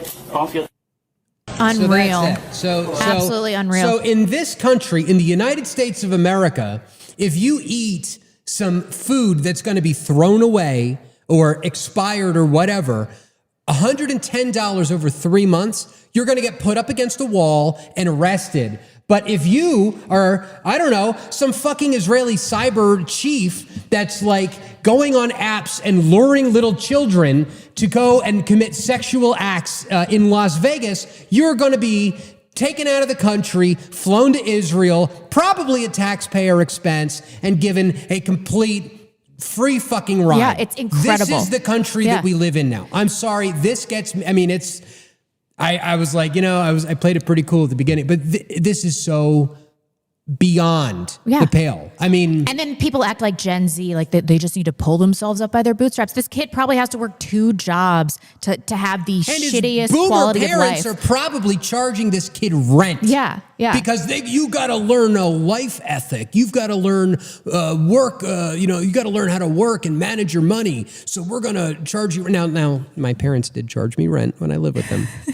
And that was very good for me. I did learn proper money management skills from that. But at the same time, fuck these boomers. No, I mean, luckily this is really blowing back on Meyer. So I'm happy to see that social media. Boycott Meyer. Boycott Meyer, absolutely. Don't shop there. Yeah. Let's look at a few statistics, though, between the boomers and millennials. So median home prices were 3 times annual salary for boomers in the 70s, and they're 8 times salary now. The average millennial has $30,000 in student debt. There's gig economy instability. Nobody is getting housing. Nobody's going to get housing. Also, boomers are responsible for offshoring jobs to China, importing low-wage immigrants via H-1B visas, refusing to retire. And there's this common sentiment: the boomers stumbled into S&P gains and real estate equity, but left millennials with crippling debt. And I think that is a fair assessment. Look at this. This is a chart. The home value to income ratio from 1970 to 2023. And it's only gone higher since this chart was made, by the way. Out of control. Yeah. Out of control. Yep. Boomers have 50% of the wealth despite being 20% of the population. They're refusing to downsize, to pass on their assets, and they're treating their homes as investments or exit liquidity, and this includes outbidding their own grandchildren on housing and supporting policies that inflate assets for their benefits. So the sentiments that boomers have no loyalty to subsequent generations, I think, are absolutely justified, and I can see why we hate boomers so much. Oh, yeah. But I can't really see why they would hate millennials. I can't see why they would hate Gen Z. I think that a lot of it is that they don't understand us. And then they grew up in a secular lifestyle. So with their old, crippled hands, they're just hanging on to those little elements of hedonism that remind them of the 60s or whatever. Oh, man. Yeah. There's also this. Go ahead, Cameron. Go ahead, Dave. Finish your talk. No. I was gonna derail. No, go ahead. Go first. Okay, I'm gonna go first. I was just gonna say, this video is rage bait. I get that. I know that. But this came on my feed the other day, and it sent me through the roof. This is an AI, is it? No, this is not AI. But this is what allegedly. I grew up middle class, right? My dad made 6 figures in the radio industry. We always had we didn't want for anything, but we weren't fucking rich. Yeah. And by the end of this whole thing, after the 2001 and 2008, we were on the lower end of middle class for sure. Mm-hmm. And it showed in a way that in the 90s, middle class was different. But this is a video that popped up on my feed about what it's like to live as a middle class American in Miami. I know it's rage bait, but here's how much we spend as a middle-class couple living in Miami. Our rent is $13,000 a month, which gives us a pretty decent view. My favorite part about our place is definitely our offices, which I think cost about $30,000 to build. I'm not too sure just because my boyfriend hired the designer and paid for it. Our car notes are a combined total of $14,000, which also is not too bad. We definitely cheaped out with these just because we wanted cars that were both convenient and affordable. For groceries, we spend about $2,000 a month. We don't actually get real groceries. We order off of a meal prep service just because we also found that to be more affordable as well. We go on at least 2 date nights every single week, just as any other reasonable couple would, and we usually spend around $10,000 a month when we are being super cautious of our spending. And then lastly, because we both work remote, we also like to go on 1 trip every single month, which usually runs us around $30,000 just because it's super important to us to be able to touch new grass. So in total, we spend about $70,000 a month on our necessities as a middle-class couple living in Miami. Let me know. Good Lord. Can you imagine if you had $70,000 a month? I don't know what I would do with $7,000 a month, Rebecca. Yeah. I mean, we live pretty frugally. Yeah. I'm not going to lie. Sorry. Cameron. Go ahead. I cut you off for this. Let's think about this a little differently because, much of what has been said before, and it's true. And certainly there is friction between the generations. But I have a very different take on it. I wrote this, I think, in 2023. I don't know if you can find it, Dave. It's called Global Reset and Neo-Masculinity. I think it was the 4th Men in the City that I wrote. If you guys would like. Anyway, Global if you go to reset. Substack, maybe you can find it. Anyway, I wrote this 2 years ago, but this is sort of the genesis of a lot of my work and a lot of my thinking. I'm just going to read a paragraph and then I'll build from there. Men in the city are awakening to a traumatized world. The financial economic order led by a corrupt elite is spiraling out of control. Legacy structures from banks to universities are in steep decline. Intergender relationships are breaking down. The 9-to-5 paradigm is unstable, and old value systems are fading. Fear of impending social quakes is spreading through the corridors of power as generations of frustrated, voiceless, and disillusioned young men are beginning to mutiny against a corrosive system grinding them down to dust. Amidst such upheaval, however, a neo-masculinity is rising from the ashes of society, teetering on the edge of chaos. I want to take everybody back to 1999. I think 1999 was a major turning point that a lot of people really don't talk about. In 1999, we had an incredible film year, an incredible set of iconic movies that were released. Specifically, Fight Club came out in 1999. So did The Matrix, Eyes Wide Shut, The Ninth Gate, and then the year before, in 1998, a film called Dark City. If you haven't seen Dark City, I strongly recommend you take a look at it. But let's talk about the films in 1999. 99, you had The Matrix, which was viral. I mean, it was a titanic film at the time. I don't know if you guys remember going to see it. Oh, yeah. It had a big impact on me. It certainly was very topical with a lot of my friends.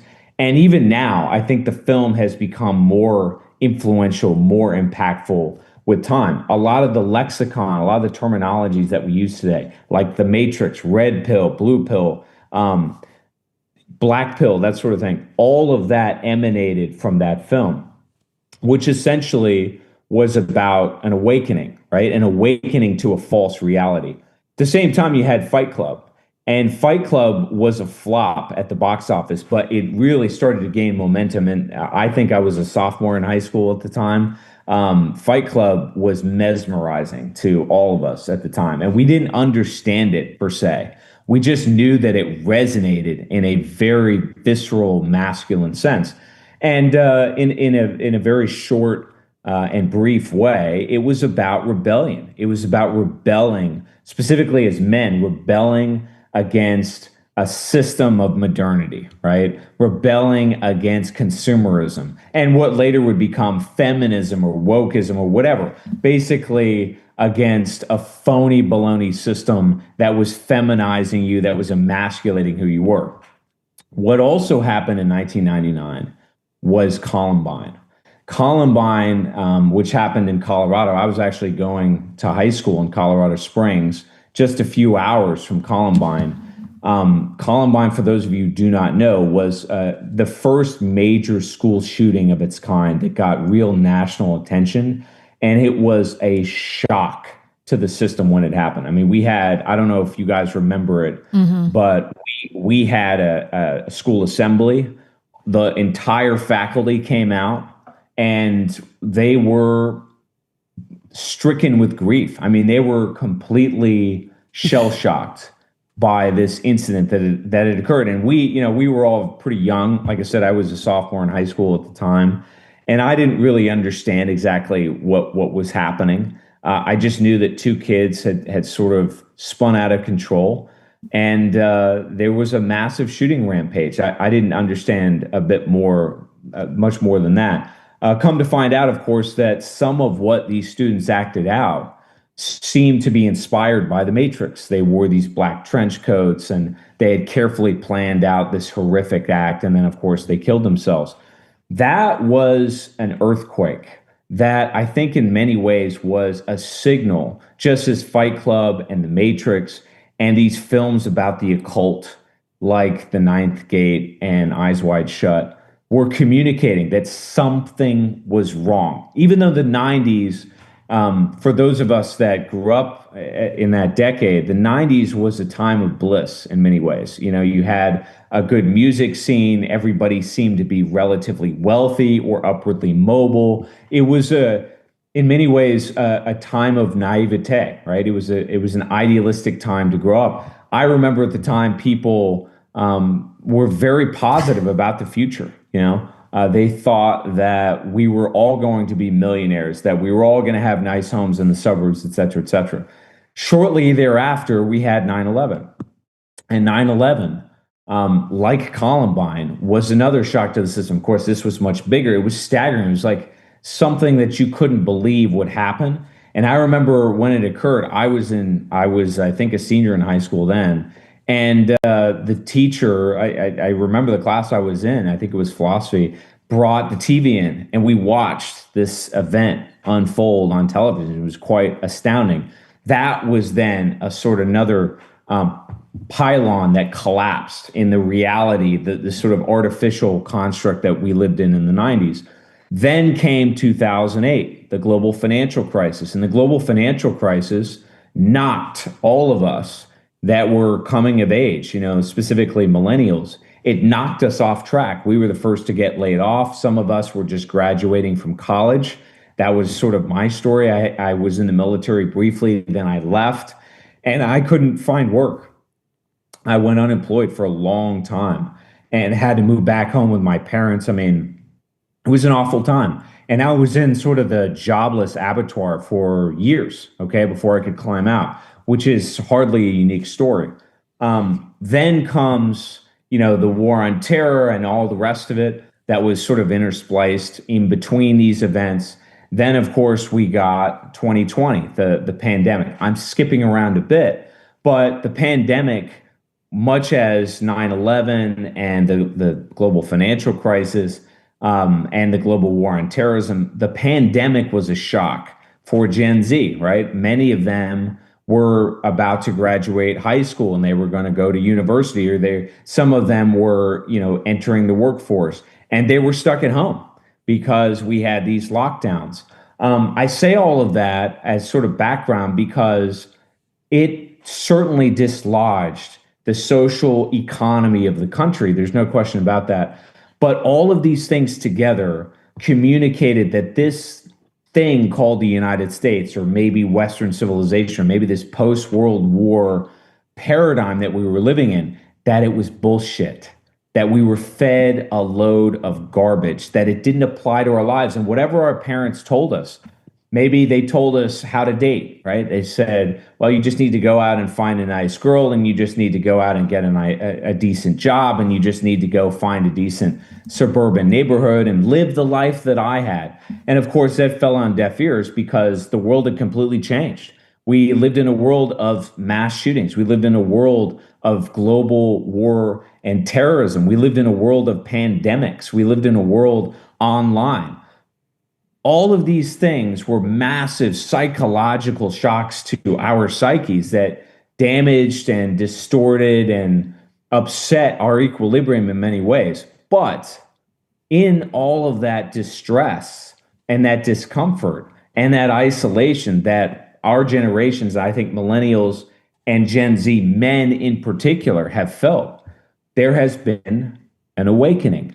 There were all of a sudden these online communities that formed. You guys were a part of it, in which we were talking about this dark underbelly of who was really in control of our society, of who really controlled the economy, of why we were fighting all these foreign wars. Topics that our parents never understood.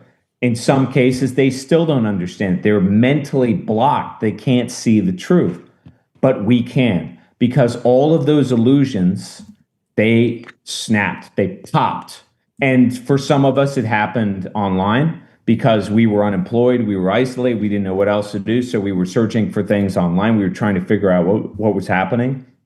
For others, it was because we went to some university and we were lectured to about DEI and why being a white male was bad, and these things called these ideas like transgenderism or feminism, ideas we didn't particularly understand, all of which were hostile and targeted us as the enemy.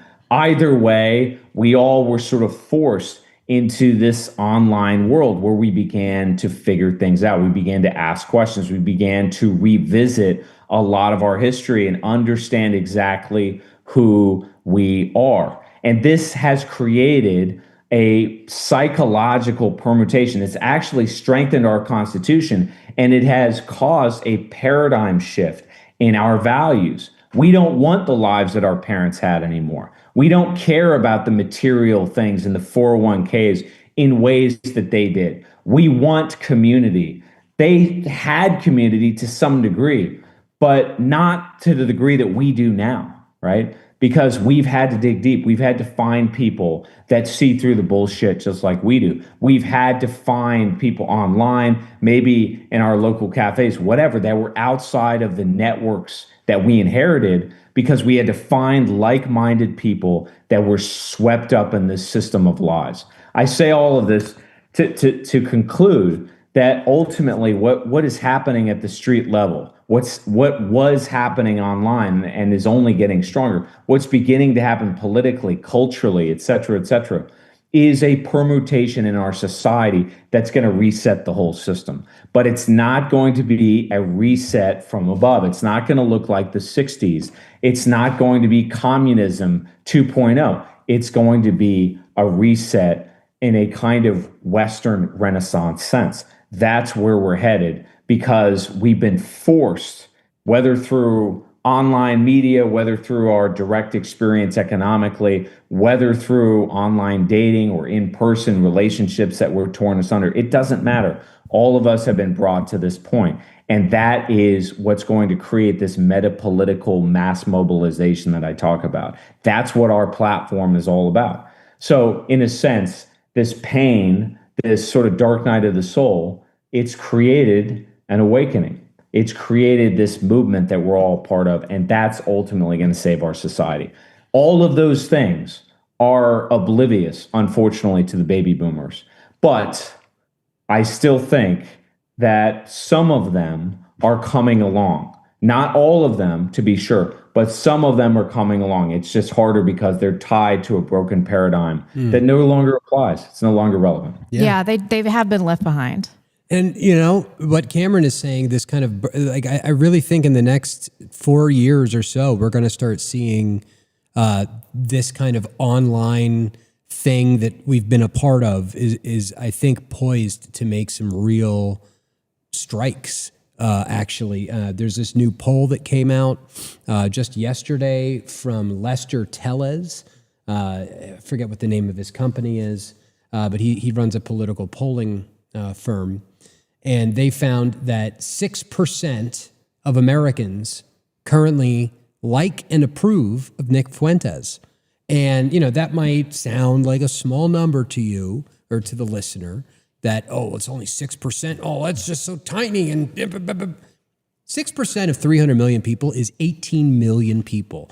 1% of 18 million people, that's 180,000 groypers, right? And imagine if Fuentes puts out a call to get groypers to go door knocking in New Hampshire, in Vermont, in Iowa, to fuck over J.D. Vance. 18 million people can swing an election. Oh, yeah. And we are now at a point where, you know, people like Nick are aware of their power and able to wield it. And this is happening really kind of for the first time since this whole thing got started, you know, a little over 10 years ago or whatever it may be. So I think it's going to get really interesting. I mean, it's also, you know, I think I saw something from Representative Heather Scott. You know, we have to keep pushing for state sovereignty. History has shown that once systems get too complex, they collapse. We need to be prepared for a chaotic future. I agree. Yep. And I think that lines up with what Cameron has been saying.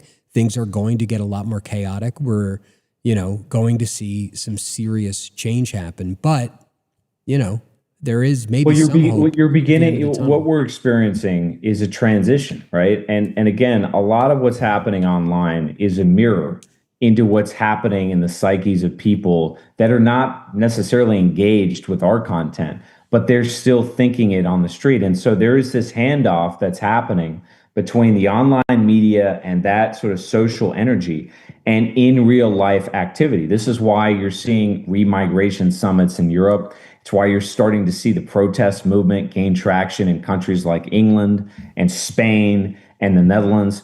It's also why you're seeing return to the land, right? All of these things are beginning to gain traction and momentum. They're beginning to mainstream, and that's going to change everything. The only thing I would stress to all of you that are listening, try not to think about politics, try not to think about the way things have been done, because all of that is about to change. We didn't have platforms like Twitter 50 years ago during the 60s counterculture revolution, okay? We have new tools, we have new platforms, we have a new approach. And that means that political movements, they're gonna look a little bit different, and they're gonna be led by new kinds of people. And my guess is that you're gonna see a restructuring, a reordering, not just of the economy, but of the entire way we govern ourselves, the entire way we govern our countries. But all of that is to say that what's driving all of this is this renaissance, this rebirth, this reawakening that's happening in guys like that guy sitting in the car, who's pissed off and beginning to ask questions about why the system is so screwed up. That's the genesis, that's the starting point, and that ultimately kicks into a broader mass awakening that we're all a part of. How am I supposed to follow up a masterful off-the-cuff monologue with a subpar scripted monologue? I wish you guys weren't on your game constantly. It makes me feel intellectually inferior. I have you're a woman. I have imposter syndrome. It's okay. Did you see this tweet? Speaking of women, did you see this tweet that I put out the other day? Speaking of women? Speaking of women, did you see this post that I put out? This went fucking crazy. She is the worst. Nancy Mace comes out. 105 years ago today, the 19th Amendment to our Constitution was signed into law, giving women the right to vote. We promise to continue to fight for our daughters every single day. Hold the line. And I'm like, 105 years ago, Americans made a mistake, Nance. Oh, I bet she hated that. And it got 13,000 likes, like 250,000 views. And then some idiot was like trying to be all like, no, hey, David, you should tell your wife that you don't think that she shouldn't be allowed to have political agency anymore. And I'm like, my wife tells me to my face that she wishes she didn't have to vote. Yeah. So anyway, I don't vote. Yeah. That is to say that it's okay, Rebecca. Thank you. Women shouldn't vote. Under no circumstances. Every woman that I know and I'm like friends with doesn't want women to vote. Yeah, I absolutely don't. And honestly, my role in this show is to give a platform for more important voices. Everyone's like, women shouldn't have a voice in politics. I'm like, I really don't. I just am creating a platform for others that do. It's like when you put medicine in sugar coating. Yeah. Yeah, when you put medicine in something sweet, Yeah. So Rebecca is on the thumbnails, and then Cameron just, laying it down. Phrasing. We got to operate as a team, folks. Right? With that, get your last minute super chats into the backlash.net or over on our YouTube channel. You can send us super chats. We are getting closer and closer to our goals every show, you guys.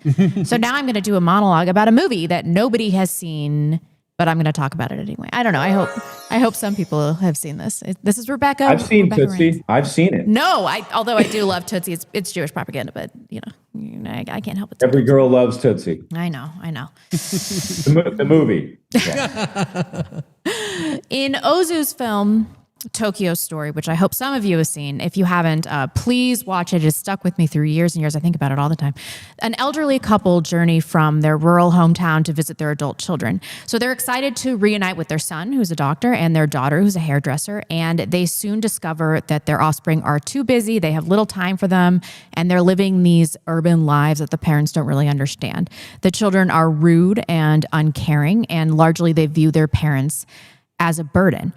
So upon returning home, the mother falls ill and dies, which prompts the family to gather for her funeral. The children attend briefly and then return to their own lives in Tokyo. They are self-centered and emotionally detached.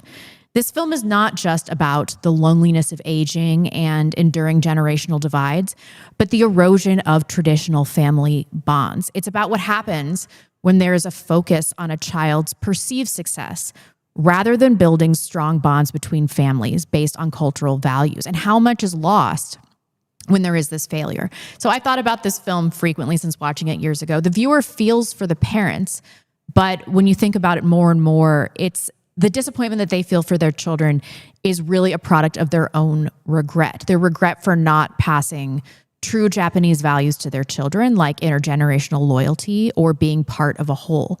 And as such, their children are engulfed by urban life and modern commodities and the illusion of status, and they too will fail their own children. So this reminds me of the millennial boomer divide that we just discussed. What happens when a generation desperate to rebel against the status quo abandons the ties that bind?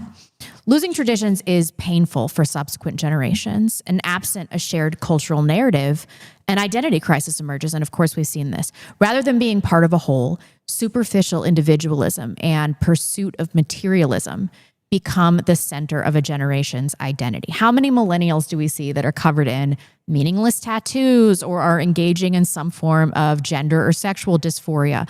How many are just desperate to be part of something larger? Social cohesion is completely dismantled when traditions are lost. Myriad mental health issues and addictions like the fentanyl crisis run rampant as a lack of identity is manifested or managed pathologically.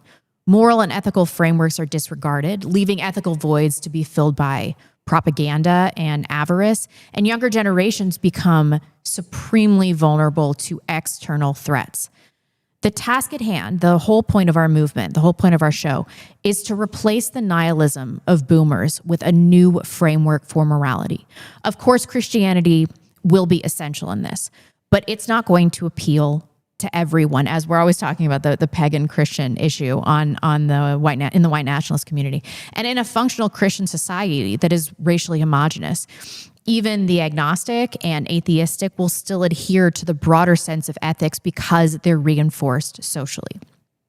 Oral tradition has been used for centuries to inform the young of a culture's values and to warn of the failures when those values are ignored. Art and historical architecture have served similar purposes. So our task as a movement, and I want everybody to really think about this and comment about it in the comment section below, we need to resurrect some semblance of this oral tradition using modern technology and community building to transmit the importance of shared morality, and most importantly, the dire consequences of abandoning this sense of morality, which we're seeing play out in real time. So without this, we're destined to make the same mistakes as boomers. So please comment in the comment section. What do you think we can do? This is always an open dialogue because I don't know the answers. I am just a woman.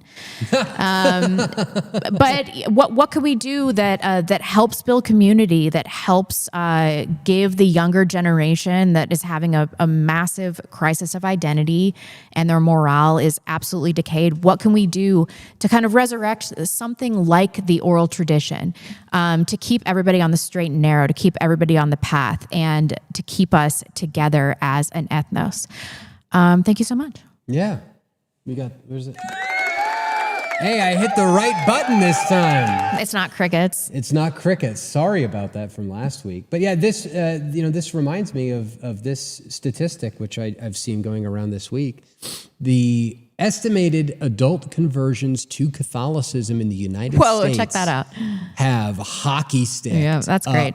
And yeah, it's, I think, reversed now for the first time in a very, very long time, that the amount of conversions is now eclipsing the amount of people leaving the faith. Yep.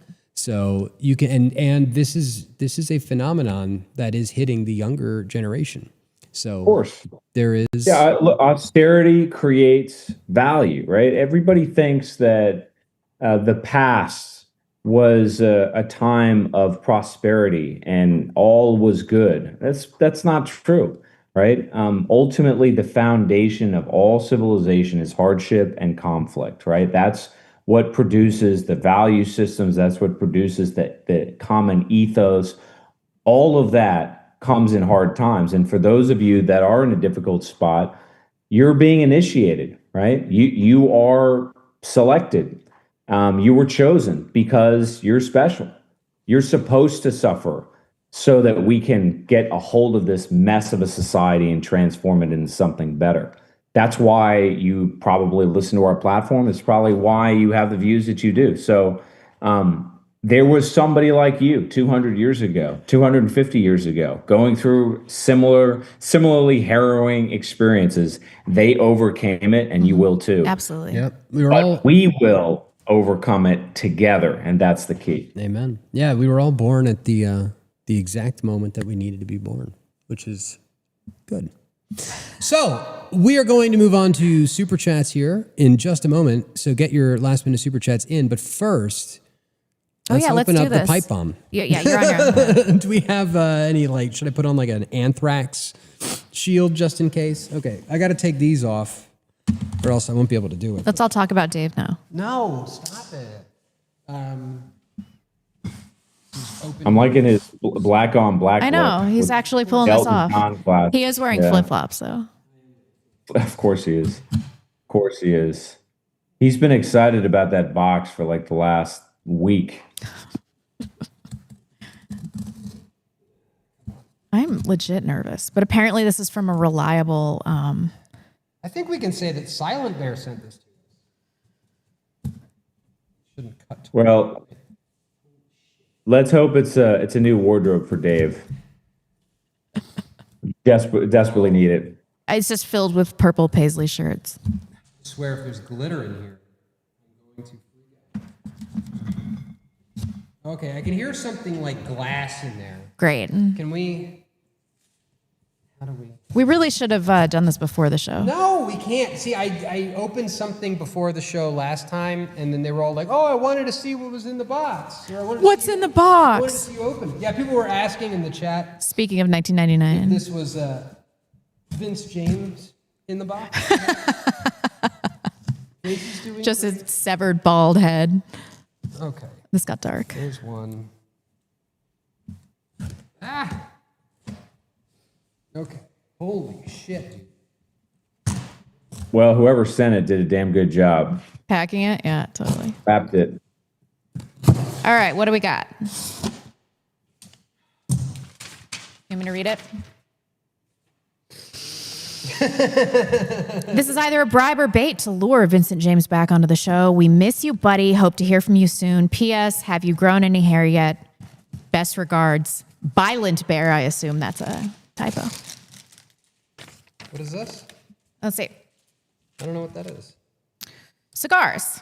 Are they? Yeah. No, that's. Look, it says. Oh, yeah, that's totally cigars. Wait, what kind of cigars are they? Check them out. They are Drew Estate. Oh, premium Wild Bill cigars. Oh, okay.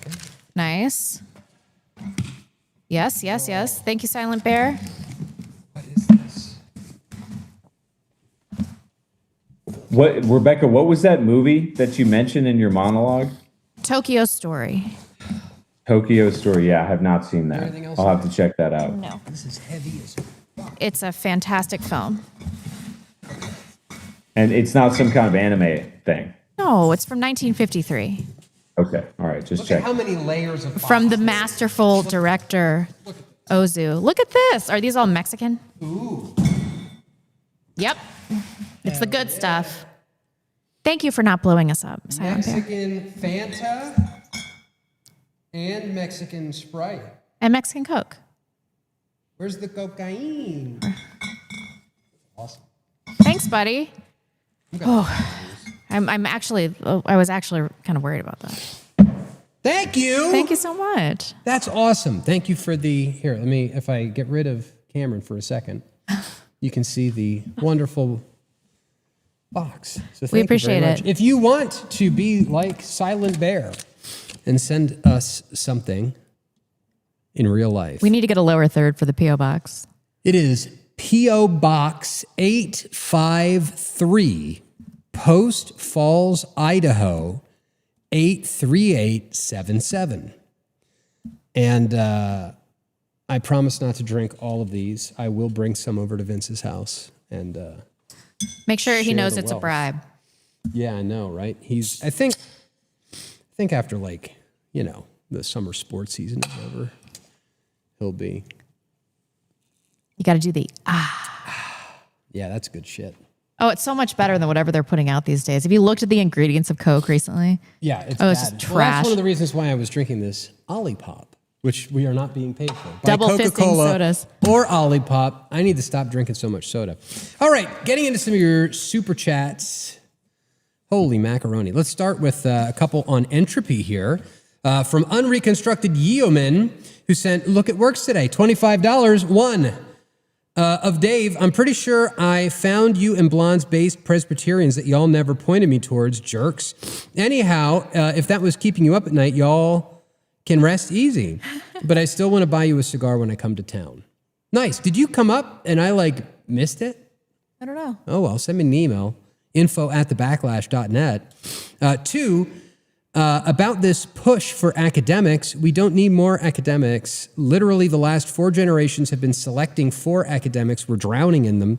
If we have 1 million lawyers and they get 1 million judgments, it won't mean anything if we are all deracinated wage slaves without any independent resources to stand on for resistance. Yeah, we do need elites, though. We need lawyers. And we need lawyers, yeah. We do need lawyers. Imminently, probably. I guess the number of commentators and academics. We need people that are going to build shit, do shit. Just be functional, just be operational.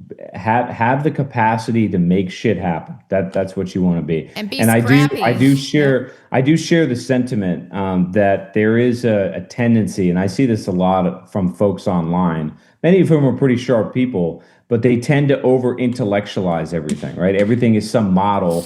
And of course, they never leave their house, so they have no idea how things actually work in the real world. So yeah, learn as much as you can so that you're dynamic and you can function in whatever environment you're dropped into, right? That's what you should endeavor to be. Yeah.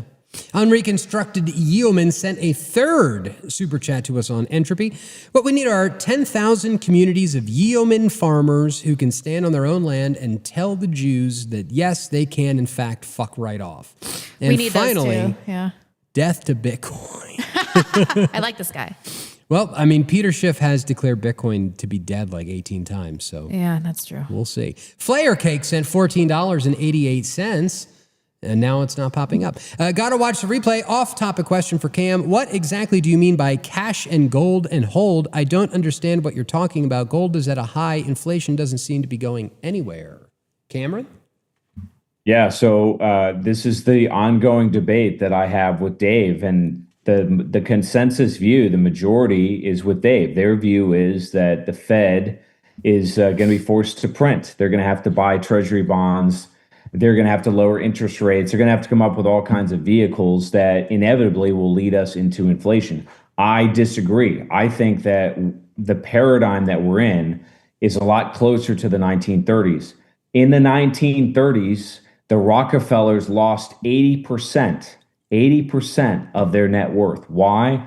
Because they weren't in cash. They were in illiquid assets. They were in real estate, stocks, what have you. When you get into deflationary spirals, you want to have lots of cash because asset prices come down, right? So in addition to the gold valuation, which you said is at all-time highs, well, guess what? So is everything else, including homes. That means they're unsustainably high. So you want gold because gold is going to perform in whatever scenario, doesn't matter, and it's inevitably going to be part of the next monetary system, however that turns out to be. And you want cash so that you have flexibility. There's one other reason, too, that I say this. I lived in Argentina, okay? And Argentina has experienced hyperinflation more than once. So what does that actually produce on the street? Does everybody forego cash for an asset? Does everybody just go out and buy stocks? Well, no.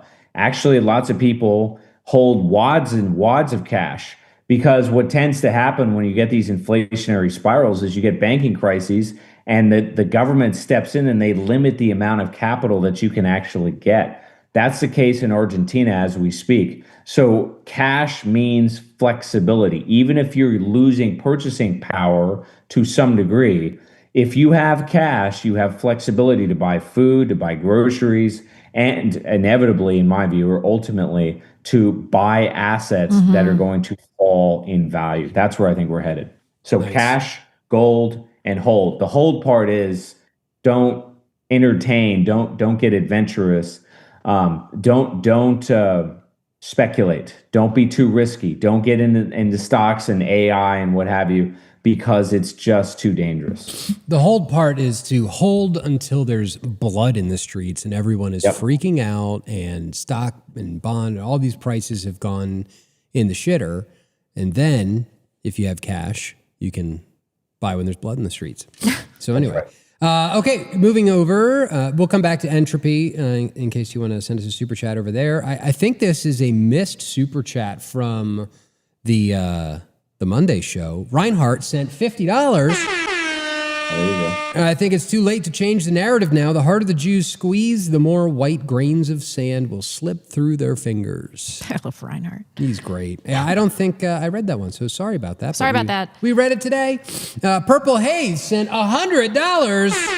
Thank you for the big super chat. Is Vince ever coming back? I don't know if Vince is ever even coming back to politics. Well, I'm going to have to bring all of the Mexican Coke and cigars to his house and see if I can bribe him. I think he'll come back on the show when, like I said, when sports winds down, maybe like winter time or something. Well, don't you have like a weekly date to rub Idaho tallow on his head? His feet. Ugh. It's a foot rubbing session. That's so much gayer. Yeah, I know. Well, maybe not. It does help with the eczema, though. Do you remember that time he made us put makeup on him? Yeah. On his shiny head. Yeah, I forgot about that. Oh my gosh. Yeah, we miss Vince. Vince is doing, he's doing great though. I just saw him a couple days ago. He was sitting in the basement crunching numbers on vaccine data statistics and like reading FBI crime reports. So he is on cloud nine. Righteous Muffin sent $10. Dave says no simming for blonde, then does a photo shoot of her so that he can use her pictures in the thumbnails. Dave, do your hands hurt from rubbing them together so hard? Hey, we hired that out. We did hire that out. We had a good friend of the show come by and do some photos. Thank you, Righteous Muffin. Bill Biz sent $25. When we see Israeli support of returning pedos, it is not hard to understand the Weimar sentiment of many years ago. By the way, Dave skipped 2 of my last 3 power and super chats. Let's try for 50%. How is that possible? I will name search Bill Biz and at the end of this, and we'll make sure that we get them all. Book Track Groove sent $10. Need more shotgun weddings. People get too worried about how to spend for the wedding and overdo it. It's better to have a small wedding than a wedding with a large debt of $75,000 to $110,000. That's crazy. I eloped, and let me tell you, it was awesome. Yeah, we kept our budget pretty low. Whole thing. Were cost you at our wedding? $5,000. I couldn't go for some reason. No, James Alsop was like one of my best men, though. That was fun. That was a good wedding. We miss him too. Yeah, another guy that just dropped off the face of the earth. Got to do it sometimes. He walked so we could run. Don't spend lots of money on your wedding. I eloped in New York City. The whole thing, top to bottom, cost $5,000. And we had an amazing dinner at a multiple star Michelin restaurant. It was awesome. Nice. That's awesome. Yeah, so many people. It's like, if you're going to spend $110,000 on a wedding, bro, just put it in for a down payment on a house or something. Yeah. What are you doing? You can still have a beautiful garden wedding. George, in your backyard, or like, I don't know, just use the parish hall. Like, just get married in the church. Right. That's $20. The stipend, maybe $100. Yeah. So that's cheap. And You're don't not doing get a any diamond. of this like fancy. Oh, we're gonna get this wedding venue in Muir Woods and spend like $50,000 for it. That's so crazy. I called the Fry Museum in Seattle. That's where I wanted to get married, and the venue was $20,000. Yeah, no. I was like, I'm gonna elope, and I'm not getting a diamond. Don't do that. If you're gonna spend crazy money like that, you could do it at Atlas Bullion and get some gold and hold onto it until the market. That was close to something. It was almost there.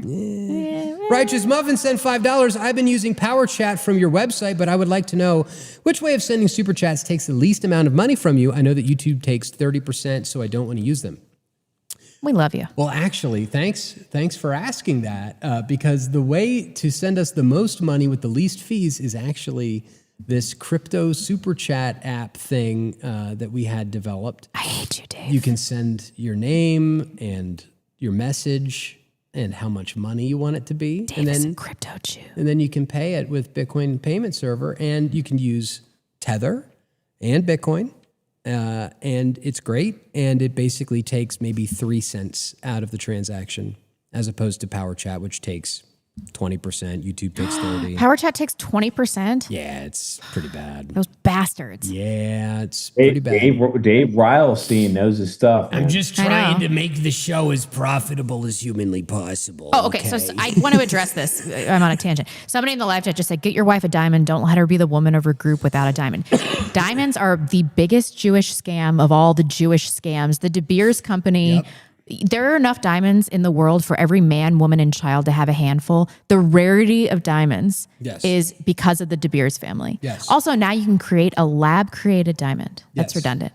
Up to 5 carats. The only reason you can tell it's lab-created is that it's perfect, internally flawless.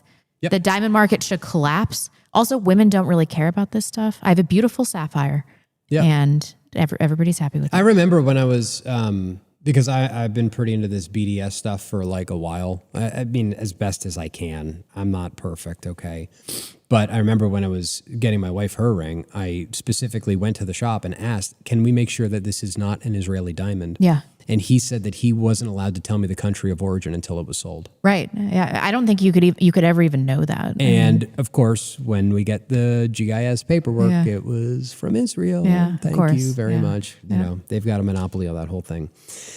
It's a pain in the ass. Anyway, Righteous Muffin sent $5. Cameron, I don't care about the fat blacks that get gobs of money for food stamps, nor do I care about the poor fat whites that get it.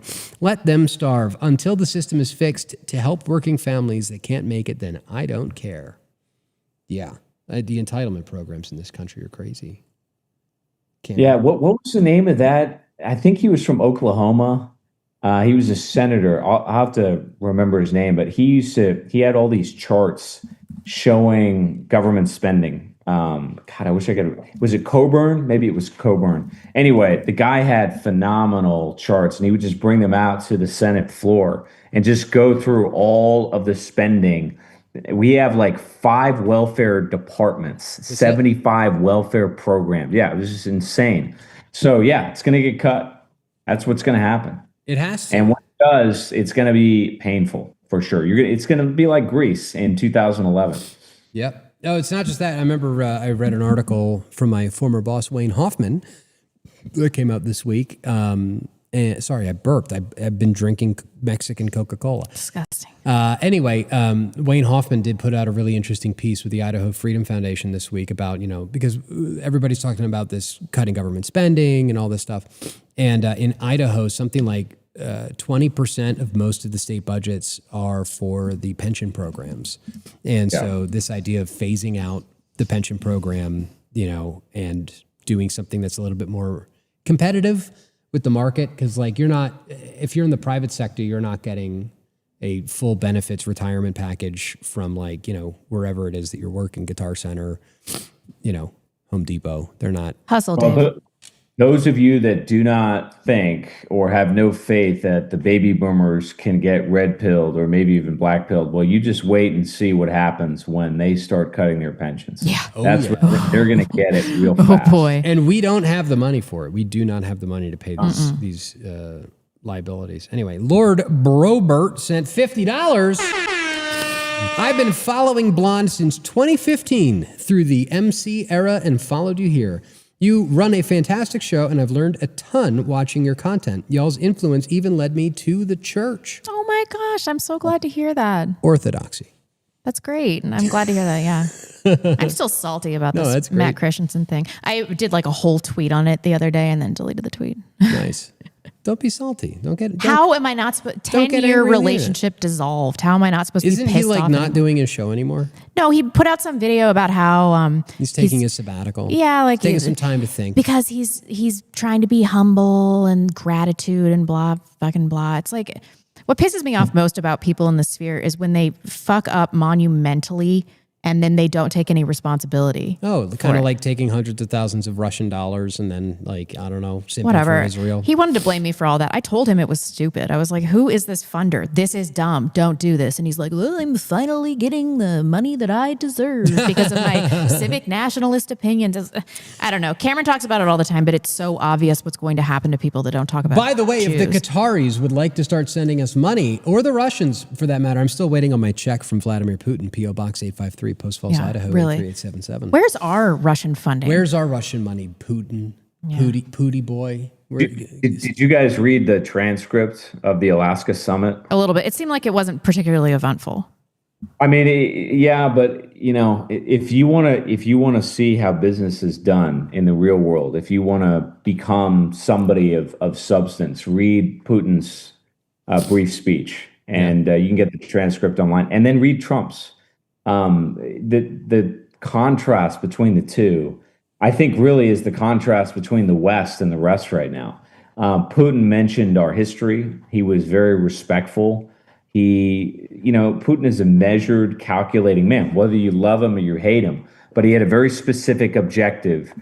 He mentioned the time and place. He mentioned the history of America and Russia during the Second War. He mentioned when we bought Alaska from the Russians. He mentioned the geography. Then Trump comes on and Trump says, we're the greatest country in the world. The people with me are amazing. We're the hottest economy in the world. And that's all, folks.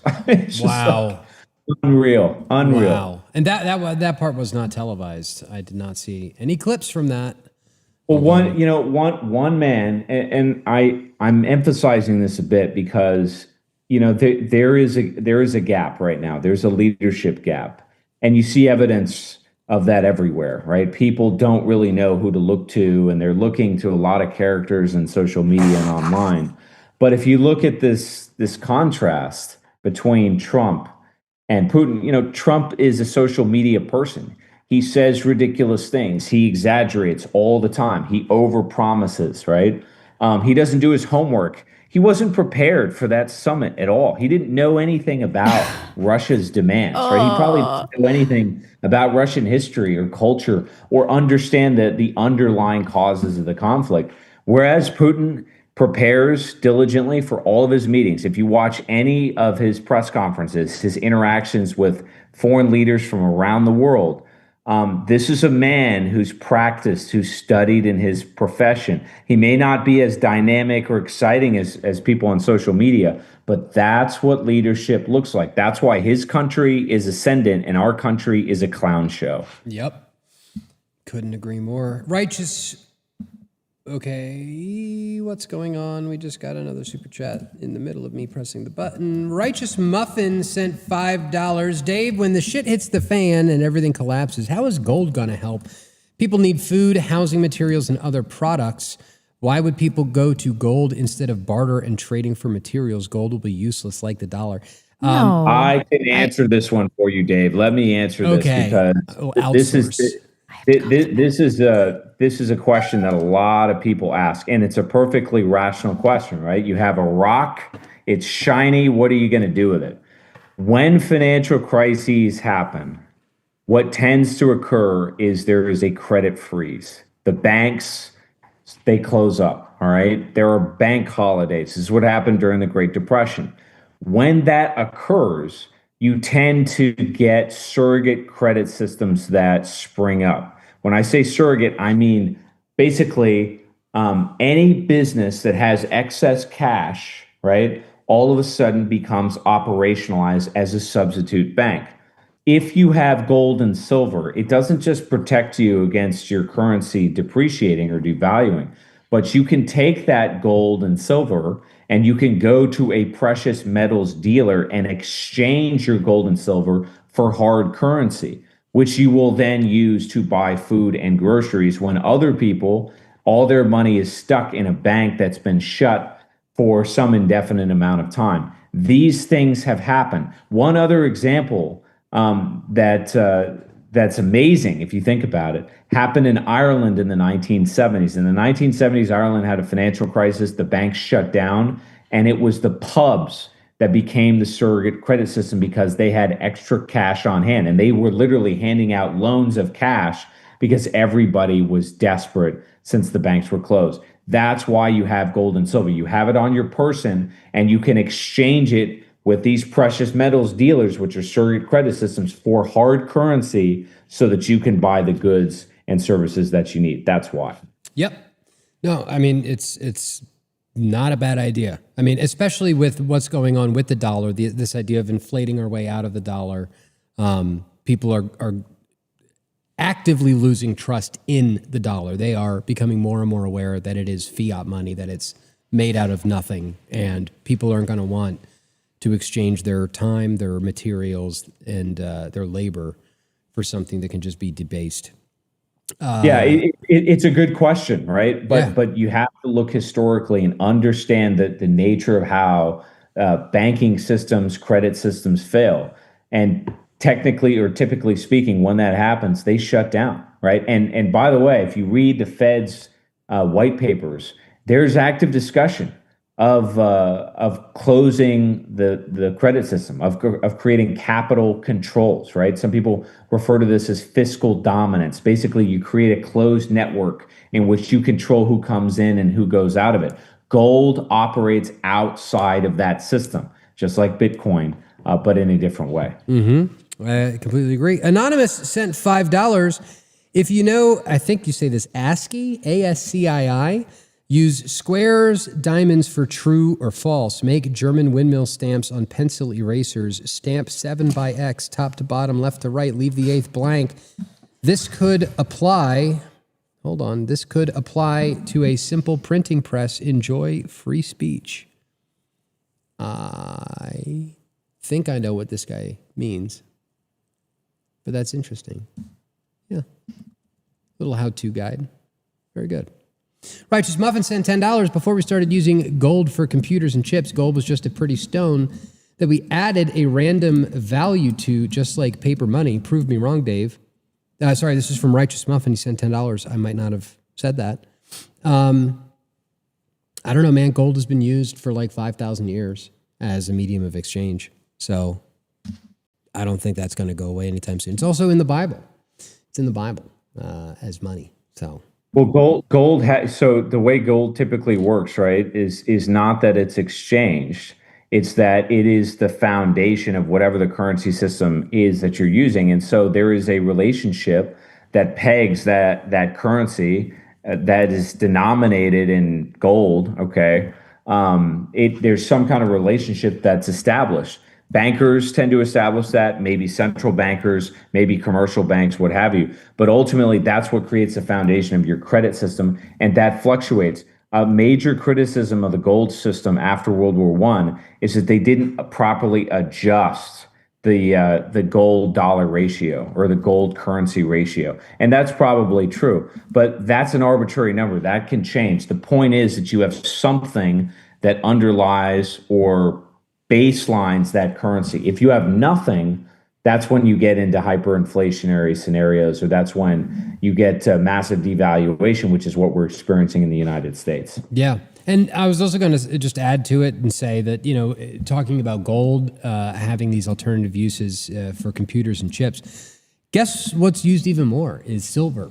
Silver is in all of these EV, what do you call them? Not EV. Well, they are in EVs. But solar panels, computers, iPhones, iPhones, camera equipment, all of this stuff, and it's also used in like F-35s and torpedoes. There's a whole website I think called like the silverwars.com or something like that Cameron sent me, and we do not have enough silver, and so if gold goes up, silver is going to be much more volatile than gold. So anyway, just be prepared, because whatever we got going on right now ain't going to be around for, I don't think, much longer. Phil the Thrill send $50. Thank you very much. I watched Frody Midyard and Mark Weber's weekly show on Odyssey for my Russia-Ukraine analysis. For some reason, Frody has no use for Putin, but it's still a good listen. Is that Mark Weber from the Institute for Historical Review? I don't know. That'd be I'm familiar cool. with Frody. Seen it. Yeah, I know Frody. I haven't spoken to him in a couple of years, but I hope he's doing well. He was doing that whole guide to culture thing, which was very cool back during COVID. Glad to see he's still doing stuff. Yeah, Mark Weber. I think he's. I thought he was the Institute for Historical Review guy. I wasn't sure that he was still around, but that's cool. Very cool. I've got a friend from church that used to do all the catering for the IHR stuff down in California. Whenever they'd have a conference, she'd like make muffins. Anyway, Righteous Muffin sent $10. Did y'all listen to Oy Vey by Lucas Gage? If not, then I demand you play it for all of us right now. Isn't he? We're not going to play it, but I listened to it. Isn't he coming on? No, he canceled his trip. He was going to come up here. He was going to be sitting right here with us. I think he was also going to go on Red Ice, but he had a VA appointment. Oh. He didn't want to miss it. And apparently the VA is kind of dodgy about when they'll actually probably show takes up. 6 months to get an appointment. Yeah. So anyway, we're still gonna work on getting him up here. And if not up here, IRL, then we'll just, do a Google Hangout or something with him.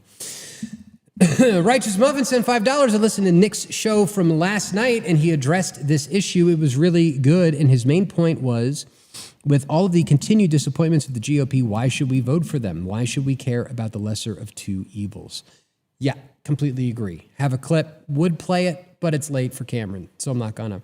Poor Cameron. We need to start wielding our power. We need to stop voting for the GOP reliably. I completely agree with Nick. We need to... Everything that you do. So, a lot of people ask me, what can I do? Look, network. Create a community. It doesn't matter what it is. It could be a fitness community. It could be a running community. It could be a book club. Create a community of like-minded people.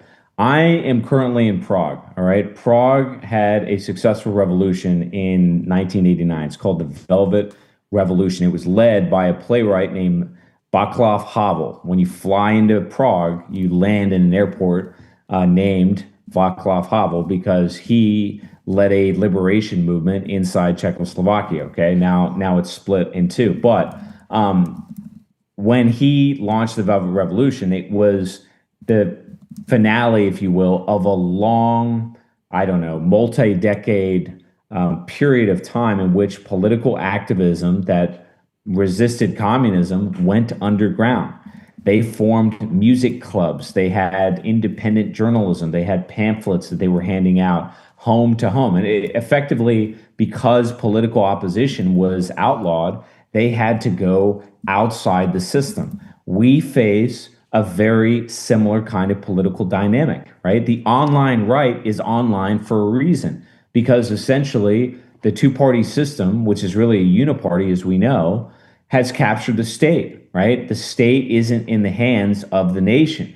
It's in the hands of foreign subversive agents, right? Or it's in the hands of a technocracy. However you want to look at it, it doesn't pay to play. So we've created a parallel structure. That's what you should do too. And that parallel structure over periods of time absorbs more and more energy, and eventually it becomes something political. That was the Velvet Revolution. They called it the Civic Forum. And the Civic Forum, which was not a political party, which did not interact with the communists that ran Czechoslovakia, eventually became the interim government, and eventually Václav Havel became president of Czechoslovakia, okay? This is how revolutionary change happens. It happens outside the system. Forget about politics. It doesn't matter. Who cares who is elected? It's just rinse and repeat. Organize outside the system in ways that are completely unconventional, and eventually that community acquires political energy. This is the future. This is the mode of politics that we're in. I call it metapolitics. Hell yeah. Hell yeah. Hell yeah. We need to defenestrate Alex Karp. Just thinking of Prague and the defenestration of Prague when they threw all the bad people out the window, anyway. Prague's cool. Go to Prague if you can. Prague is cool. Righteous Muffin sent $5. The GOP is just the Democrats doing the speed limit. Nick pointed out, which we all know, the GOP pander to everyone except for white people. Why continue to vote for them? It was a good rant. Y'all need to listen to it. I doubled down on that. You should listen to Nick's show from last night. Listen of course. to all I'm of only Nick's like shows. 40 minutes in, but... Very good. Robert sent $25. As a fellow millennial, I must say we are vindicated on the boomers. Totally. Yeah. Even after all of the debt that they knowingly passed down, they still white-knuckle their power and wealth unlike other generations. Ironic, they thought voting for Trump would absolve them of their sins. Yeah. And he was just more of the same. I think there's a lot of truth in how he phrased it at the end.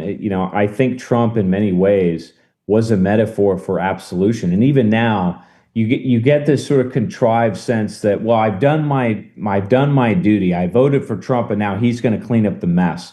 It's incredible, that level of cognitive dissonance, right? That you would think, however capable or incapable you think Donald Trump is, that you think one man could clean up the mess of the last 80 years. It's ridiculous. Foolish. Never going to happen.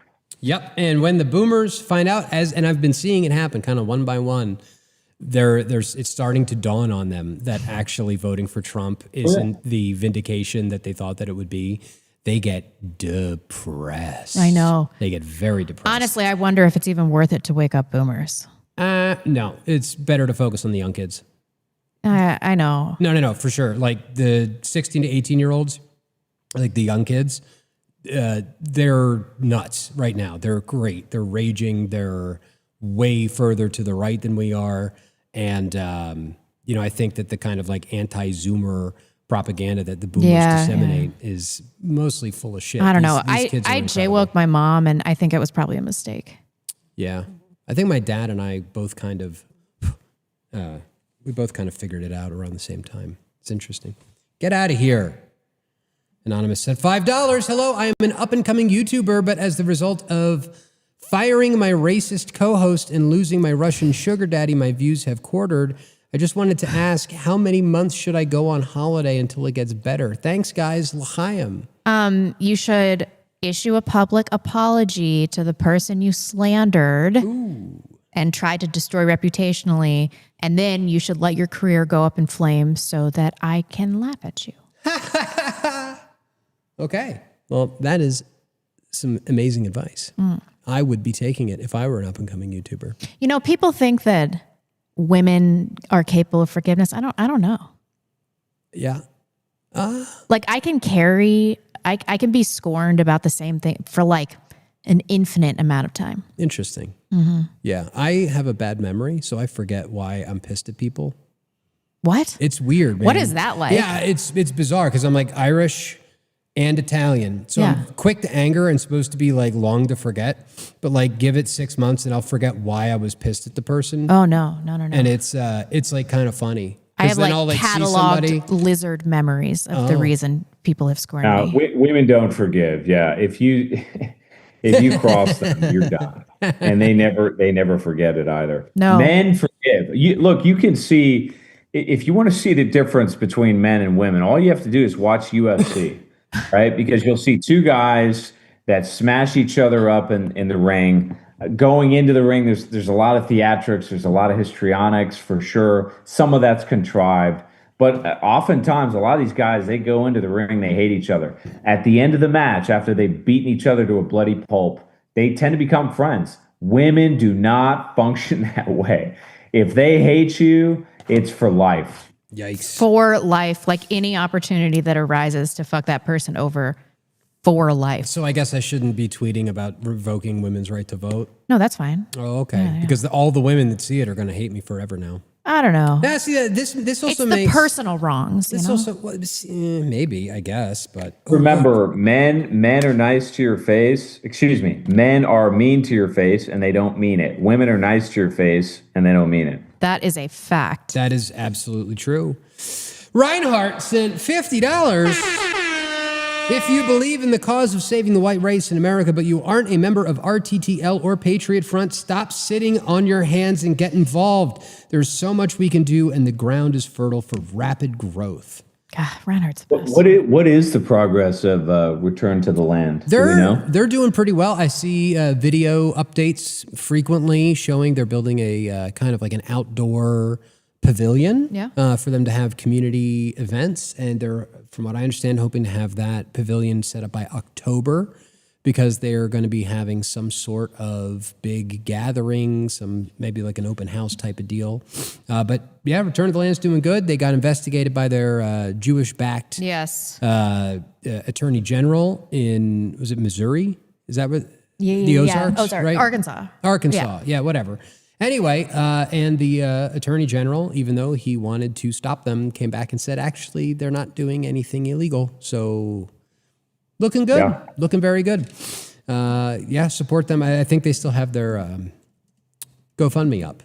So that'll be good. Midnight in Exile sent $5. You're not crazy. Tenet was an obvious honeypot. It only got the arrogant and naive. Yeah, I mean, it was so stupid. We'll pay you $100,000 an episode. And what do you want back in return? Nothing. That's it. We'll just give you the money. I remember him saying to me, like, I'm finally getting paid off for the grind. And I was like, buddy, that's not how this works. That's not what's happening. No. It's always transactional. Anyway, except for with Super Chats. Fourth from the Sun sent $25. Been catching the replays lately. Y'all are doing awesome. Cameron's grounded observations are a godsend, and I appreciate the book and movie suggestions he gives. It's the only way out is through. That's right. Yep. That is absolutely true. Yep. Yeah, Cameron is smart and much more well-read than I am, I feel like. But Vessel sent $10. Never miss an episode, even though exclusively replay gang. That's okay, bud. Thanks for all you do. No, it's okay. And make sure, if you want to listen to the replays, on our website at thebacklash.net/subscribe, you can find us on all of your favorite apps. Also in the About section, you can go down to platforms. And please make sure you follow us on Apple Podcasts and Spotify and leave us positive reviews. Thank you. That would be wonderful. Don't let Dave's Elton John eyeglass fool you. He's got the highest IQ of three of us. He does have the highest IQ. It pains me. It gets me into trouble sometimes, though. I can be very retarded. It's the bell curve thing where, like, you sometimes you're so smart you're dumb, and that happens to me all the time. Matt C's Jewish son sent $5. Love the show. How do we stop the lies about Israel online? Accusation of starvation are outrageous. Hamas put their missiles on Gazan children's stomach, and we phone ahead of time that they're...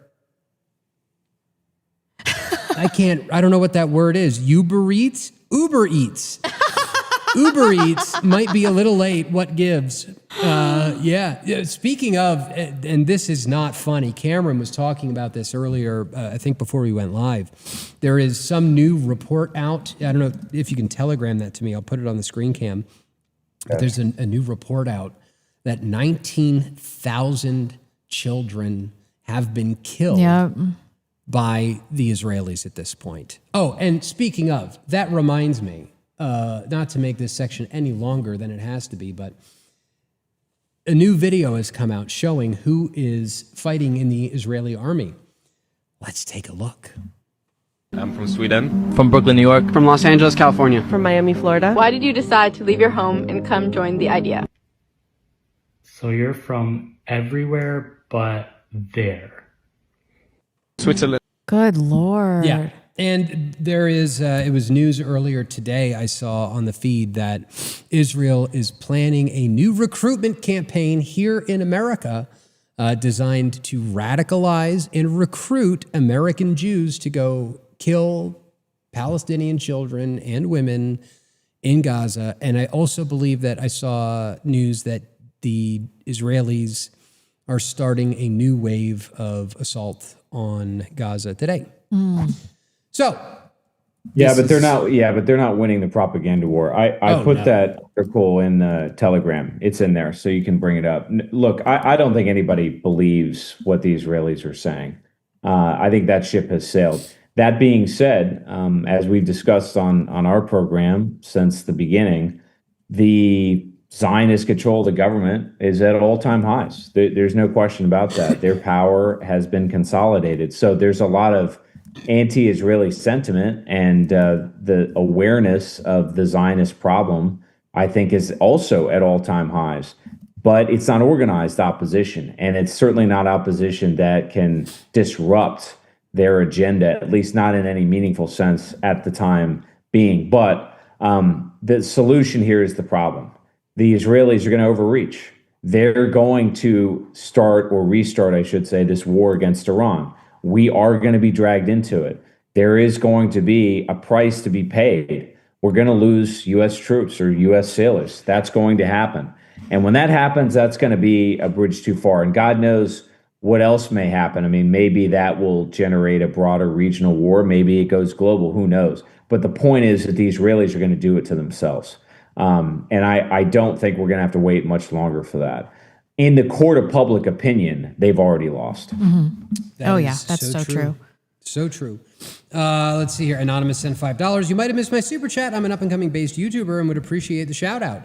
Well, we got to you. Just give us a moment. Give us a minute. Hold on. We'll get to everything. Hold on. Anonymous sent $10. How do you rebuild after a modern financial collapse? Any skills we should be learning or businesses we should be building? Practical skills. The financial collapse is the answer, right? Everybody, again, I've talked about this before. I know I'm repeating myself, but what we fear is the answer, right? We need a reset. We need the banks to blow up. We need to definancialize. Once we do that, once we disintermediate Wall Street and Silicon Valley, then we can get back to long-term investing. Then we can start building infrastructure. Then we can empower the white population to be the inventive, dynamic force that it is. That will happen in due time. But first, we've got to definancialize. We have to have the financial system crumble. It's not the end, it's the beginning. Yep. Yeah, people got rich during the Great Depression. I mean, the opportunities will arise. And I guess the thing that I would suggest, at least what we're trying to do in the Hargraves household, is just to be flexible. Cameron always says to be dynamic. I feel like it's being scrappy.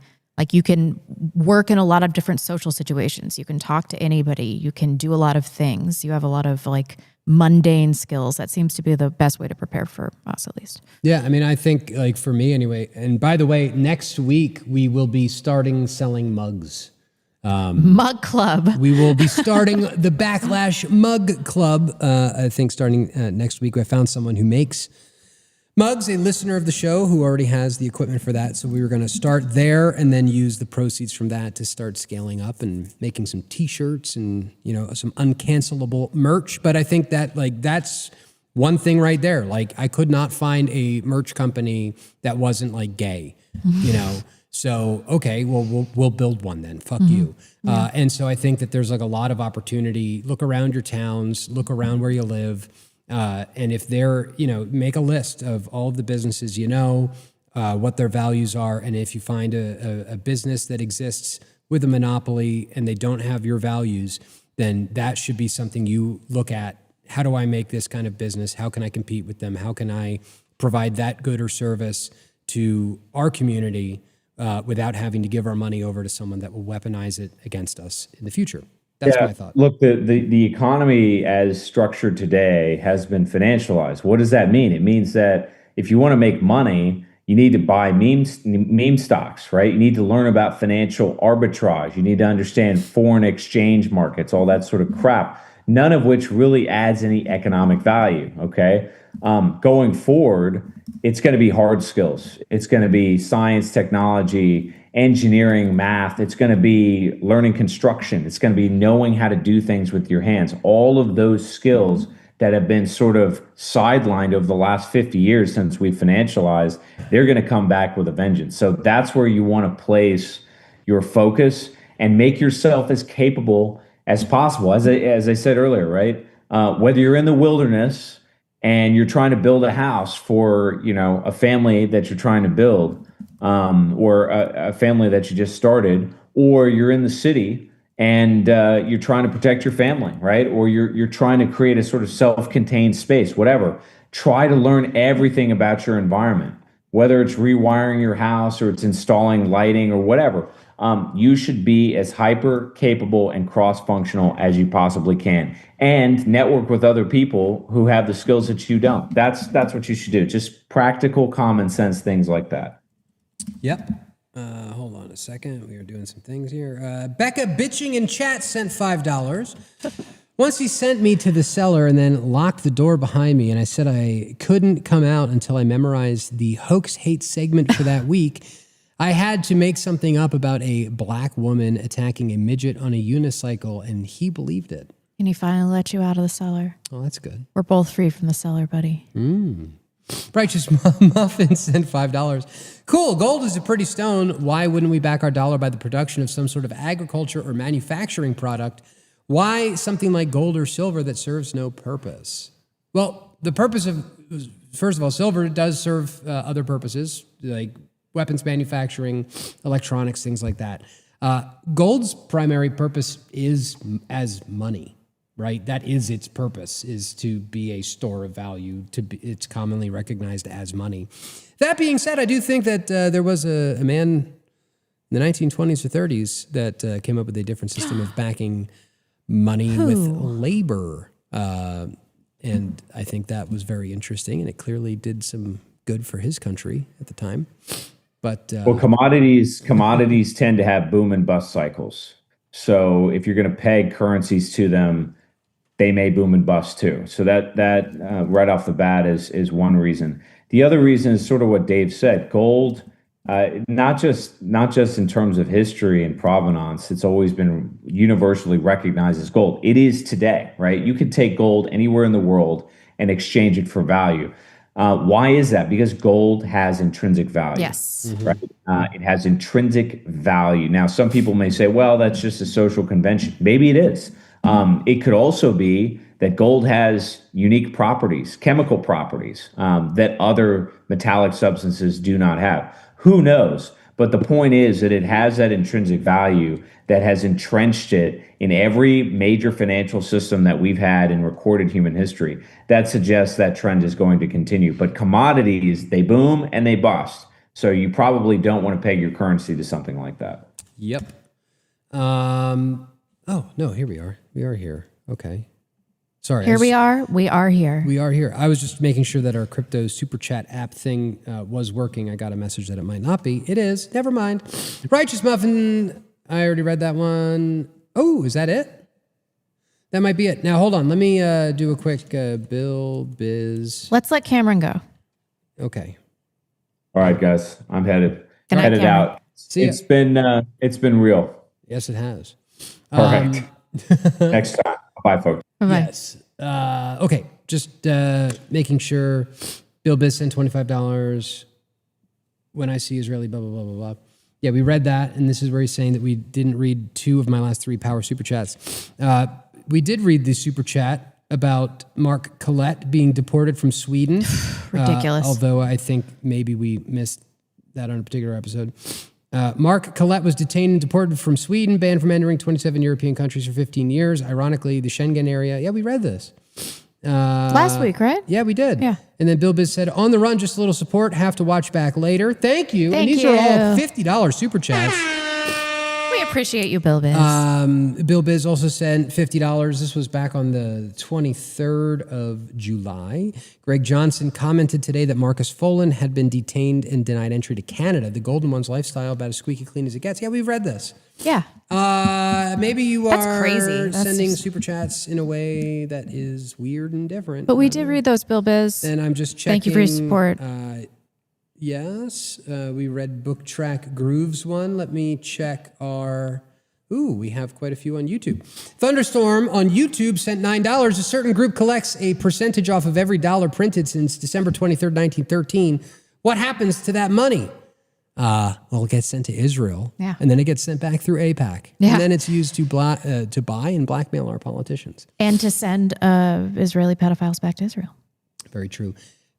Peteljka sent 30 euros. Nice. Based. Here's some grubby euro shekels to support you through super chats. Also, while you're on the topic of shekels, don't know if you guys have seen, but the Israeli military is considering recruiting in the United States and amid significant soldier shortages. Whatever. Fine. Go. I don't give a shit. Hey, yeah. Less here. Go. I mean, I don't know why anybody would want to leave America to go fight in a war. Anyone's war. Even for the United States. We haven't fought a war that really fucking matters. Because of Jewish tribalism. Yeah, very true. Romega sent $49.99. I'm doing it. Thank you. It's basically the $50 club. God bless you guys. God bless you. That was in stereo. We do not smell great, like as a pair here. I need to take a shower. Is it me? It's me.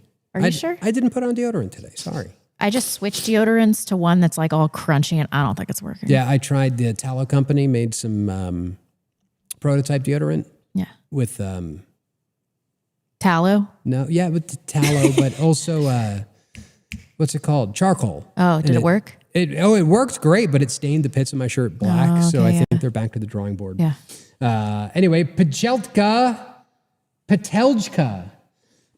I don't know how to say that. This boomer, millennial, Gen Z strife you are talking about reminds me quite a lot of Chinese Revolution and their generational conflict. Could the usual suspects be using this hostility to their own benefit? Fuck, I should have talked about that in my monologue. Damn, that would have been good. Don't trust anyone over 35, right? Yeah. And now in America, it's don't trust anyone under 35 because they might be a groiper. Yeah, we've seen that play out here locally here in Idaho. They just canceled all the young people. It's fucking incredible. Thunderstorm set $9.99. New slogan circulating as "See a Sweet Shoot." SUITE. I'm screenshotting that. The new slogan circulating is "See a Sweet Shoot." Okay. Thank you for the super chat. Rodney Sheehan sent $4.99. No comment. Thank you very much. And we don't have anything over on the Bitcoin Super Chat server, and we don't have anything. We might have something new.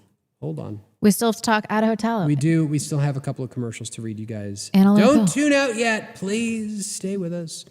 Okay, Entropy, nothing. We do have to thank our sponsors, one of them being North Idaho Tallow Company. If you are sick and tired of skincare that is packed with chemicals you can't pronounce, or skincare owned by BlackRock or some other Jewish financial company. At North Idaho Tallow, we keep it simple with grass-fed tallow, time-tested ingredients, and zero junk. Our soaps, balms, and lip balm are packed with bioavailable nutrients your skin actually needs. No fillers, no endocrine disruptors, just rugged, reliable skincare that works. Ditch the synthetic garbage and switch to North Idaho Tallow Company. Get yours at idahotallow.com and sign up for their Soap of the Month Club. And thank you for everybody that does. It helps keep this show on the air, and we appreciate it.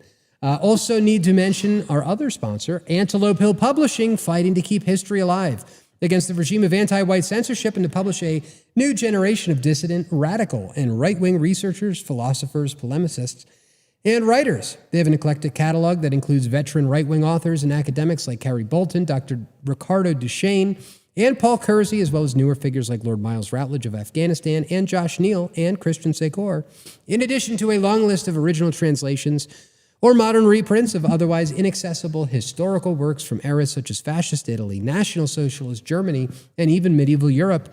Their original works include groundbreaking investigations into the causes and funding behind transgenderism and the opioid crisis, books on Christian nationalism and American folktales. Additionally, Antelope Hill also contributes to the regeneration of our culture and rebirth of our family values through their top-quality fiction, including books like Let Them Look West, which I need to start reading very soon, and Worlds Separated, a collection. They have a collection of beautifully, I'm doing too much at once, beautifully illustrated and wholesome children's books, whatever your interest is. You're bound to find books that you like at Antelope Hill, all professionally published, with cover art that will grace your bookshelves. Help us and help our people by checking out companies that share our values and work to preserve the birthright of our history. Visit Antelope Hill Publishing today. And just one more final shout out to Atlas Bullion, if we have sufficiently scared the living shit out of you about how bad our economy is and how the financial system is looking like an imminent collapse. Please start stacking gold and silver with atlasbullion.com/backlash. They have diverse subscriptions, silver subscriptions, gold subscriptions, and they even have options down here at the bottom, like Little Legends. You could get your kids signed up and they can start their own little stack of gold and silver. And by the time they are your age, it will be worth a hell of a lot more than it's worth today. So atlasbullion.com/backlash. Thank you. And I believe... Did we do it? This was our longest show ever. Probably. Super long. We're at 3 hours and 10 minutes right now. Bill biz. Nah, I think we got it. I think we did, but I just want to. Will Dave's AIDS ever clear up? Not until he stops his life of sodomy. Bruh, I just want to like go to bed. Well, you can. Hey, by the way, I didn't die on that boating trip. Oh, that's right. The boating trip. You didn't get blown up with this box. You didn't die on your boating trip. I didn't. It's looking up for old Dave Riley. Yeah, I've got some nice photos. I swear, if we don't get out of here soon. Nah, just let me hustle, Dave. You got no hustle. I'm working on it. Oh, there you are. Here we go. I was driving the boat with the kiddos, with the old man, and then there was like nobody out there in the water. It was just us. We threw our kids off the boat. They're traumatized for life now. But yeah, come up to North Idaho, visit. It's a fun time. I might even take you out on a boat cruise. How about that? Not with Jack Cruz, though. Not with Dr. Jack Cruz. Well, thank you so much. No boating accidents. For joining us today. I know it was a long one. We'll be back. We just got a $50. Oh, we got to read it then. Yeah. Tiger Shark sent $50. You are targeting the right demographic. Go team. Thank you so much. We appreciate that. Thank you. Yeah, 25 to 35, or actually 25 to 45 is our primary audience demographic. Yep. Okay, cool. You can find us on X at Real Backlash. Find all of our links. Did I just have a stroke? Real Backlash. After 2.5 hours of streaming, I'm like, I can't do this anymore. Platforms. Find us on our website. All of our links. On Wobble and YouTube, please. No, I don't sound like a retard. Just find all of our links on the backlash.net. You guys know where to find us. And we'll see you on Monday. With, I don't know if he's a doctor, but Joel Webbin. Oh, sweet. Joel Webbin on Monday. Pastor of Right Response Ministries. It's going to be a great show. See you then. Bye-bye. There's another $10 super chat. Self-hating Jew. Alien to my nation. Bobby Fischer was a forerunner. Based. On that note. You are welcome to watch. All right. See you later. See you guys.